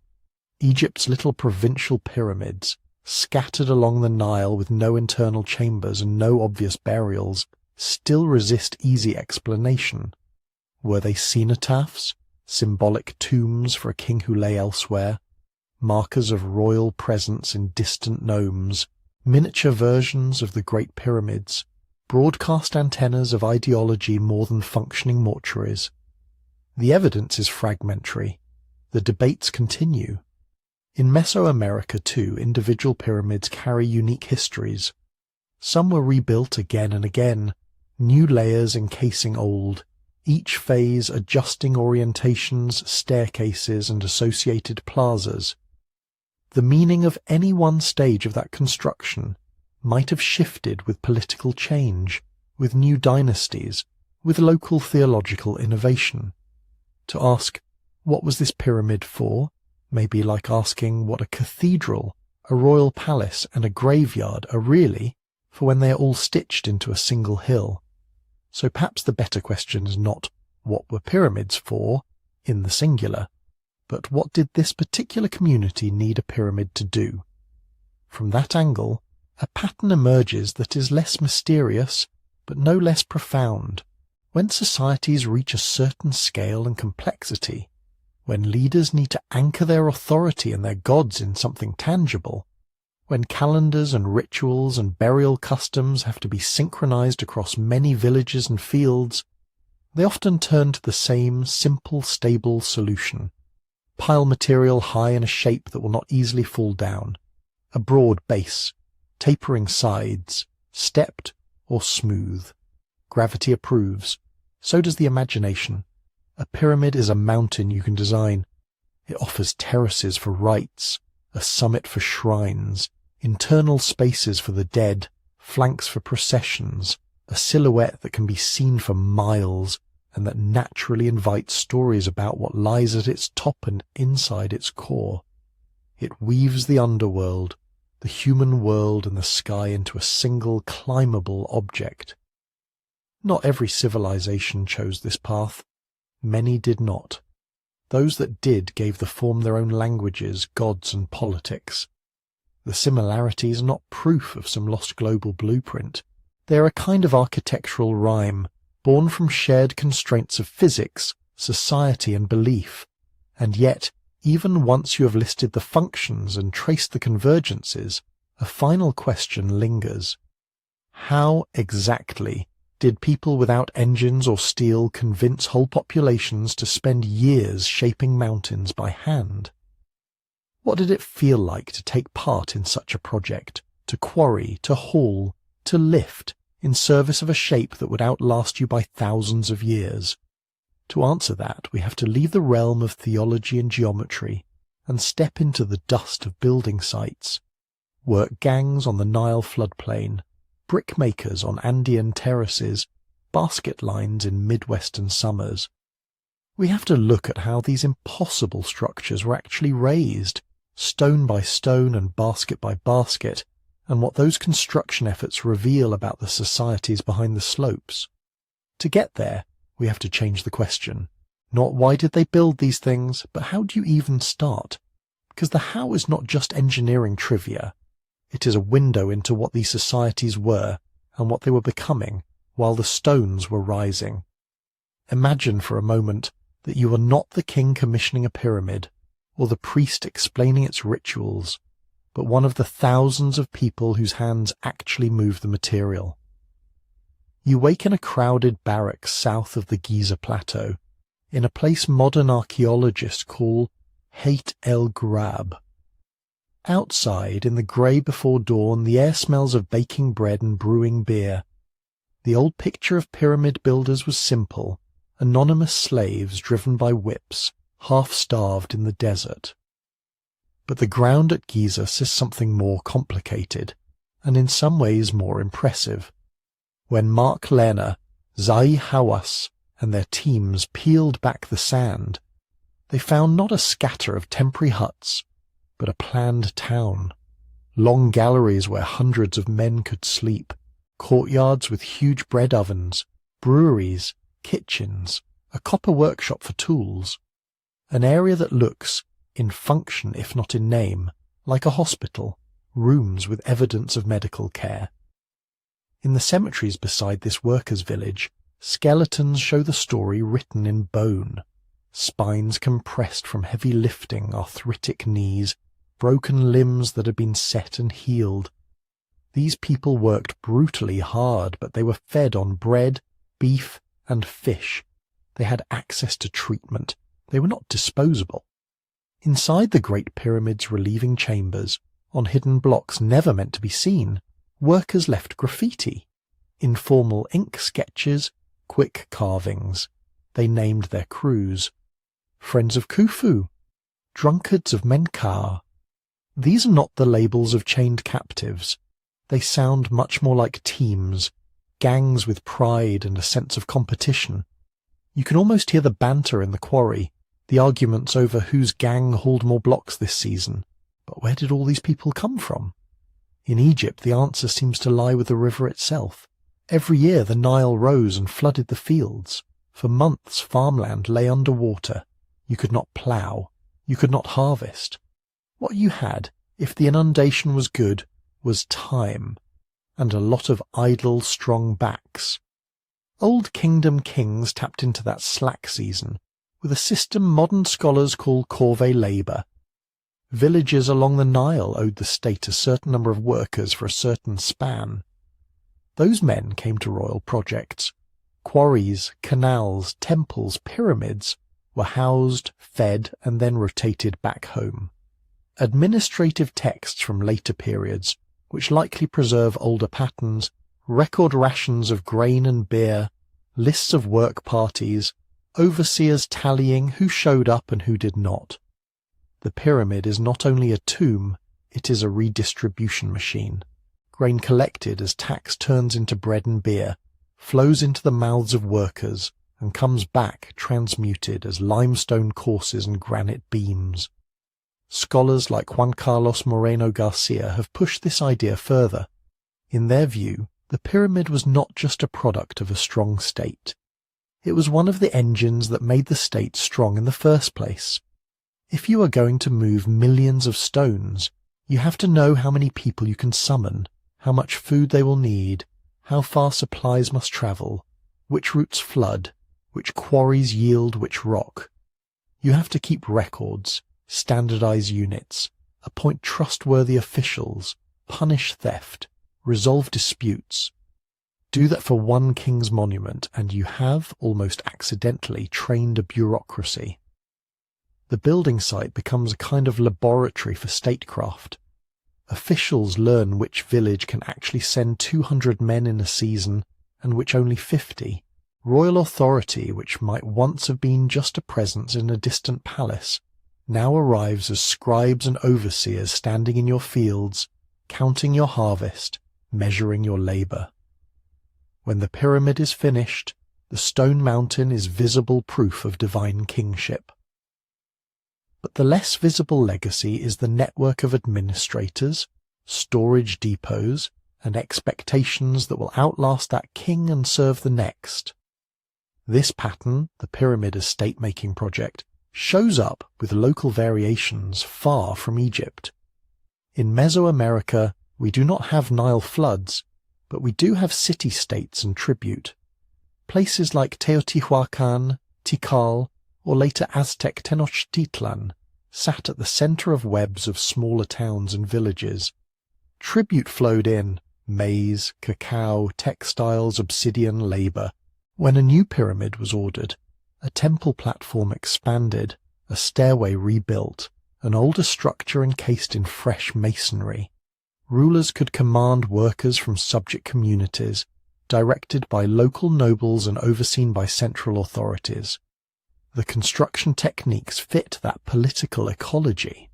Rather than quarrying and precisely dressing huge blocks as Egyptians did, many Mesoamerican builders used rubble or earth cores, held in place by stone retaining walls and finished with clay and lime plaster.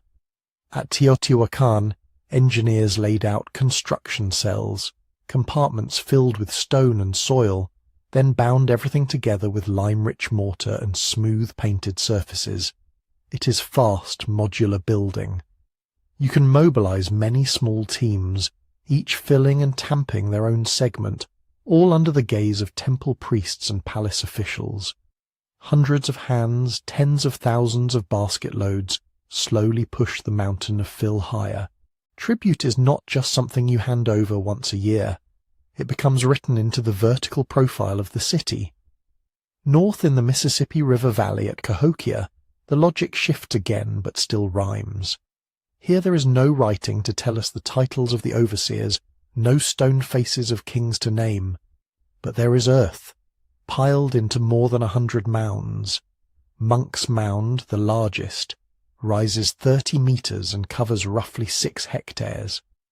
Built in at least 14 stages, it contains millions of cubic feet of soil moved basket by basket.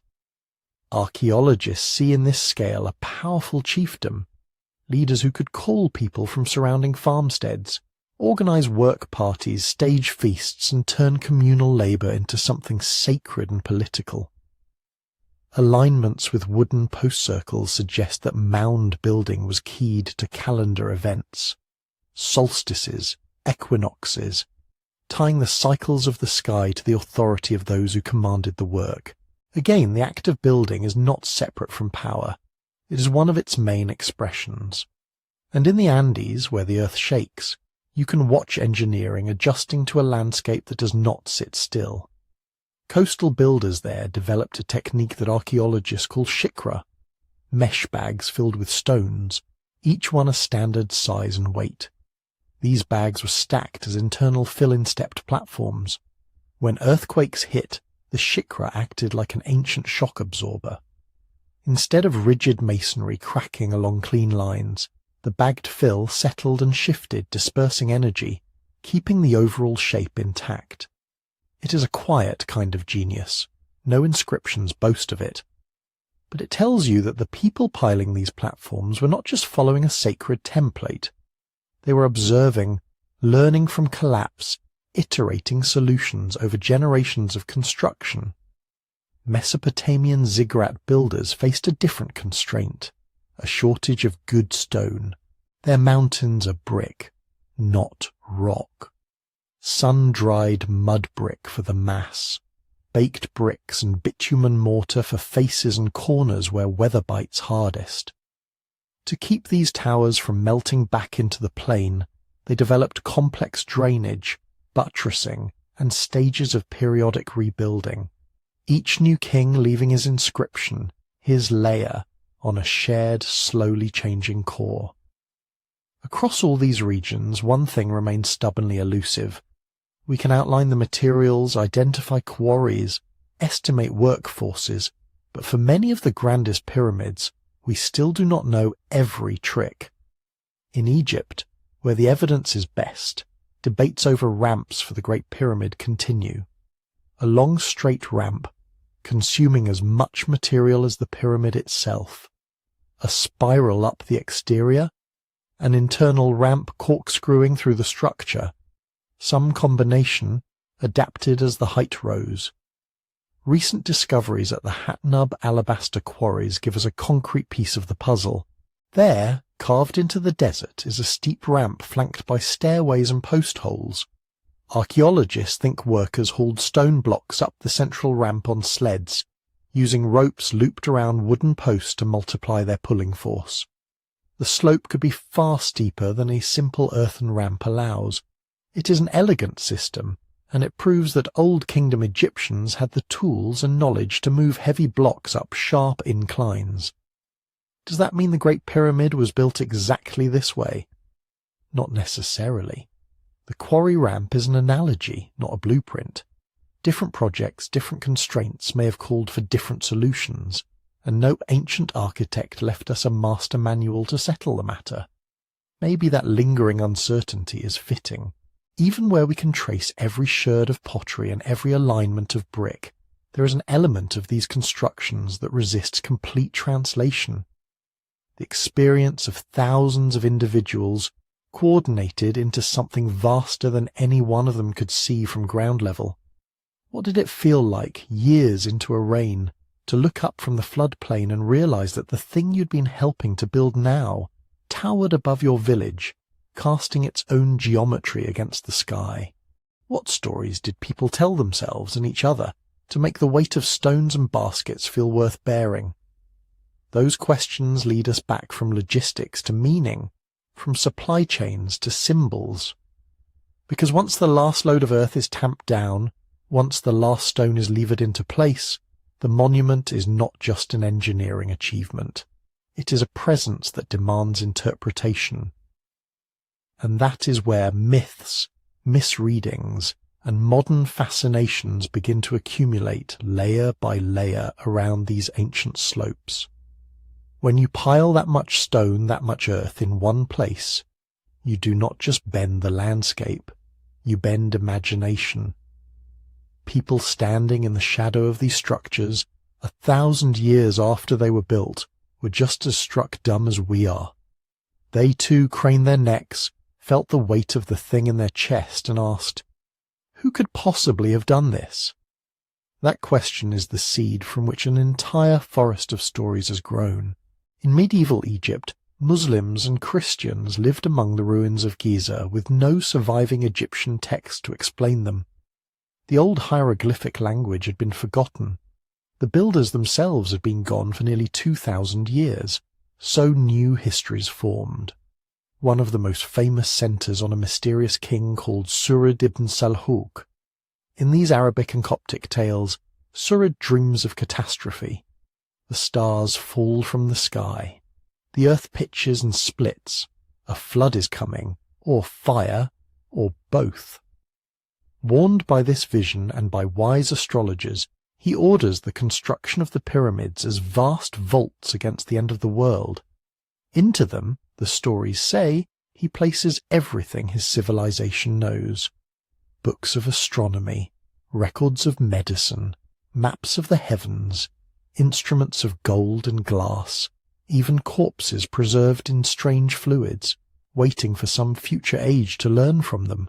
When the deluge comes, the same flood that sweeps across the pages of Genesis and the Quran, the pyramids stand.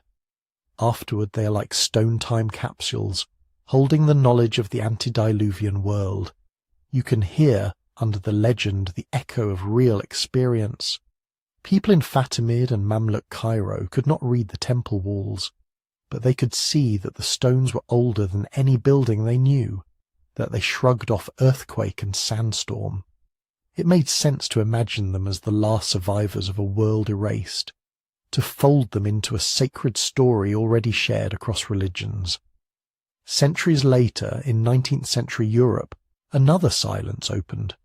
Not the loss of all knowledge this time, but a gap between what archaeologists could say and what some people wanted the pyramids to mean. Hieroglyphs were just beginning to be deciphered. Egyptology was in its childhood. Into that half-lit space stepped a Scottish astronomer named Charles Piazzi Smith. Smith was not content with the idea that the Great Pyramid was just a tomb. In long, intricate works, he argued that its dimensions encoded the length of the year, the distance from the Earth to the Sun, even a God-given unit of measurement, the pyramid inch. He traced internal passages and claimed they mapped out a prophetic timeline of world history, with bends and chambers marking key biblical events and future upheavals. Scientific societies rolled their eyes and rejected his numerology. But outside those circles his ideas caught fire. Pamphlets spread. Bible study groups measured diagrams and counted off inches in the Queen's chamber, looking for the date of the end times. A monument that had outlived every pharaoh became, in some imaginations, a stone calendar ticking toward revelation. The 20th century brought a new twist. In 1968, a Swiss hotel manager named Erich von Däniken published a book with a teasing question mark in its title, Chariots of the Gods. His answer was simple and sensational. The pyramids of Egypt, the stepped temples of Mesoamerica, the Nazca lines in Peru, the massive stones of Baalbek, all, he claimed, were not the work of ancient peoples alone. They were landing pads, beacons, or gifts from visitors from the stars. Extraterrestrials, he suggested, had taught our ancestors how to quarry, how to lift, how to shape. The proof, he argued, lay in the sheer scale of these works. Primitive humans, he insisted, could not possibly have managed them. Archaeologists pointed out the missing pieces: no alien tools, no non-human artifacts, plenty of human ones: copper chisels, dolerite pounders, stone hammers, wooden sledges, quarry marks halfway down the sides of unfinished obelisks, workers' villages and cemeteries, layered construction, fills and repairs, exactly what you would expect from people learning and adjusting over generations. They also noted something more uncomfortable: the idea that ancient Egyptians, Maya or Andean builders could not have engineered their own monuments does not float in a vacuum. It draws, often unconsciously, on colonial and Eurocentric habits of thought. The assumption that complex mathematics and large-scale organization are Western properties, that brown and black civilizations need outside help to reach engineering heights. But von Däniken's book, and the TV specials and imitators that followed, tapped into a powerful current of desire, the wish for the extraordinary to break into the ordinary, for secret knowledge, hidden in plain sight, to be waiting if only you look sideways at the stones. Today, that impulse has migrated again. On social media, short clips confidently declare that the pyramids emit energy, or that their angles match mysterious grids stretching across the globe. Some posts recycle old 19th century pyramidology with new graphics. Others splice together drone footage of Mesoamerican temples with talk of ancient power plants, forgotten advanced civilizations, lost technologies. Why do these narratives keep coming back? Part of it is visual. A pyramid does not need translation. You do not have to know the language or the local gods to feel its presence. The form is elemental, a mountain with its chaos shaved into clean lines. From the ground, it looks like something that should not exist, especially if your daily experience of building is putting up a fence or mending a roof. Part of it is intuitive difficulty. If you stand before the Great Pyramid and someone tells you it contains over 2 million stone blocks, some weighing as much as a small truck, your mind balks.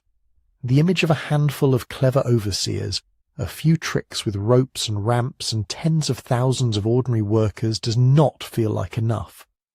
Our brains like causes that match effects. Monumental stones suggest monumental explanations, and part of it is history. For a long time, accounts of the ancient world were written through colonial lenses. Indigenous knowledge was dismissed. Local traditions about how things were built were ignored or overwritten. Credit for civilization was quietly moved north and west. In that vacuum, alternative stories flourished. If official narratives seemed to say, these people were backward, and the structures in front of you clearly were not, then radical reinterpretations, a pre-flood superculture, a race of lost engineers, visitors from space, could feel like a kind of corrective, even if they replaced one kind of erasure with another. Against all of this, archaeology does not offer a single thunderclap revelation. It offers something slower and in its own way more astonishing: cumulative detail. Trenches cut into the Giza plateau reveal chalky quarry scars where blocks were pried from bedrock. At Meroe in Sudan, broken tools and half-finished chapels cluster around steep, narrow pyramids that we can track phase by phase. In the Valley of Mexico at Teotihuacan, layers of plaster and fill show how a temple was widened, raised, encased, remodeled. At Andean sites, shikra bags still sit where workers stacked them, their woven fibres surviving in dry soil. Written records, where we have them, speak of mustered workers, rations of grain, lists of deliveries. Graffiti inside Egyptian pyramids tracks the progress of crew gangs with almost casual pride. The footprints left in drying bricks at Mesopotamian ziggurats belong to humans, not anything stranger. None of this solves every puzzle. We still do not have a universally accepted blueprint for how Khufu's builders managed the highest courses of the Great Pyramid, only models supported to different degrees by evidence like the Hatnub quarry ramp. We still argue over the full theological meanings of specific angles, chamber layouts and alignments. How much is solar symbolism? How much stellar? How much political theatre turned into stone? At Teotihuacan, we still do not know the language of the city's planners, the names they gave their pyramids, or the precise reasons the city was burned and partly abandoned. In the Mississippi Valley, we can map mound stages but not recite the myths that once explained their sequence. Across cultures, pyramid-building traditions start abruptly, transform, then cease. The last Kushite pyramids rise centuries after Egypt's royal building has stopped. The Maya keep renovating temple platforms even as some cities are being abandoned. Elsewhere, the fashion for vertical monuments fades into other kinds of sacred architecture. Those genuine unknowns are different from the total blankness imagined by nobody knows anything narratives. They sit on top of a thick base of knowledge about quarries and labour, about timelines and local politics. They do not deny human authorship. They ask deeper questions about human motives, and perhaps that is where the real mystery lies. Not in whether ropes and sledges were sufficient. They were. Not in whether stone and earth can be moved by enough hands. They can. The enduring question is stranger and more intimate. What is it about us, as a species forged, as we saw, in long ages of scarcity and small groups, that leads so many separate societies on different continents to look at a flat plain and decide to grow a mountain there, to concentrate time, labour, and belief into a single, rising shape that points away from the horizontal life of fields and rivers and toward the sky. Why does that shape in particular keep appearing?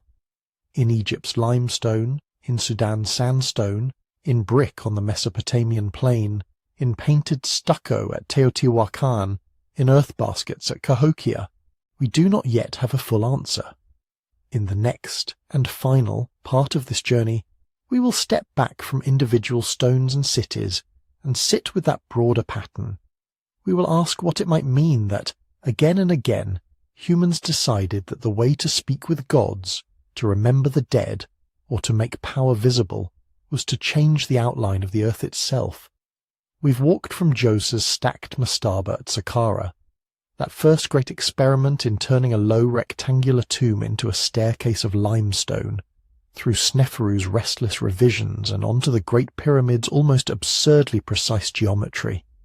We've stood among Nubia's steep, narrow pyramids at Meroe, dozens of sharp silhouettes crowding the desert horizon.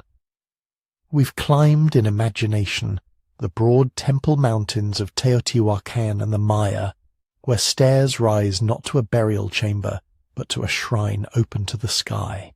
We've crossed to the earthen terraces of Cahokia, to Andean platforms, to mounds where baskets of soil and gravel slowly became artificial plateaus.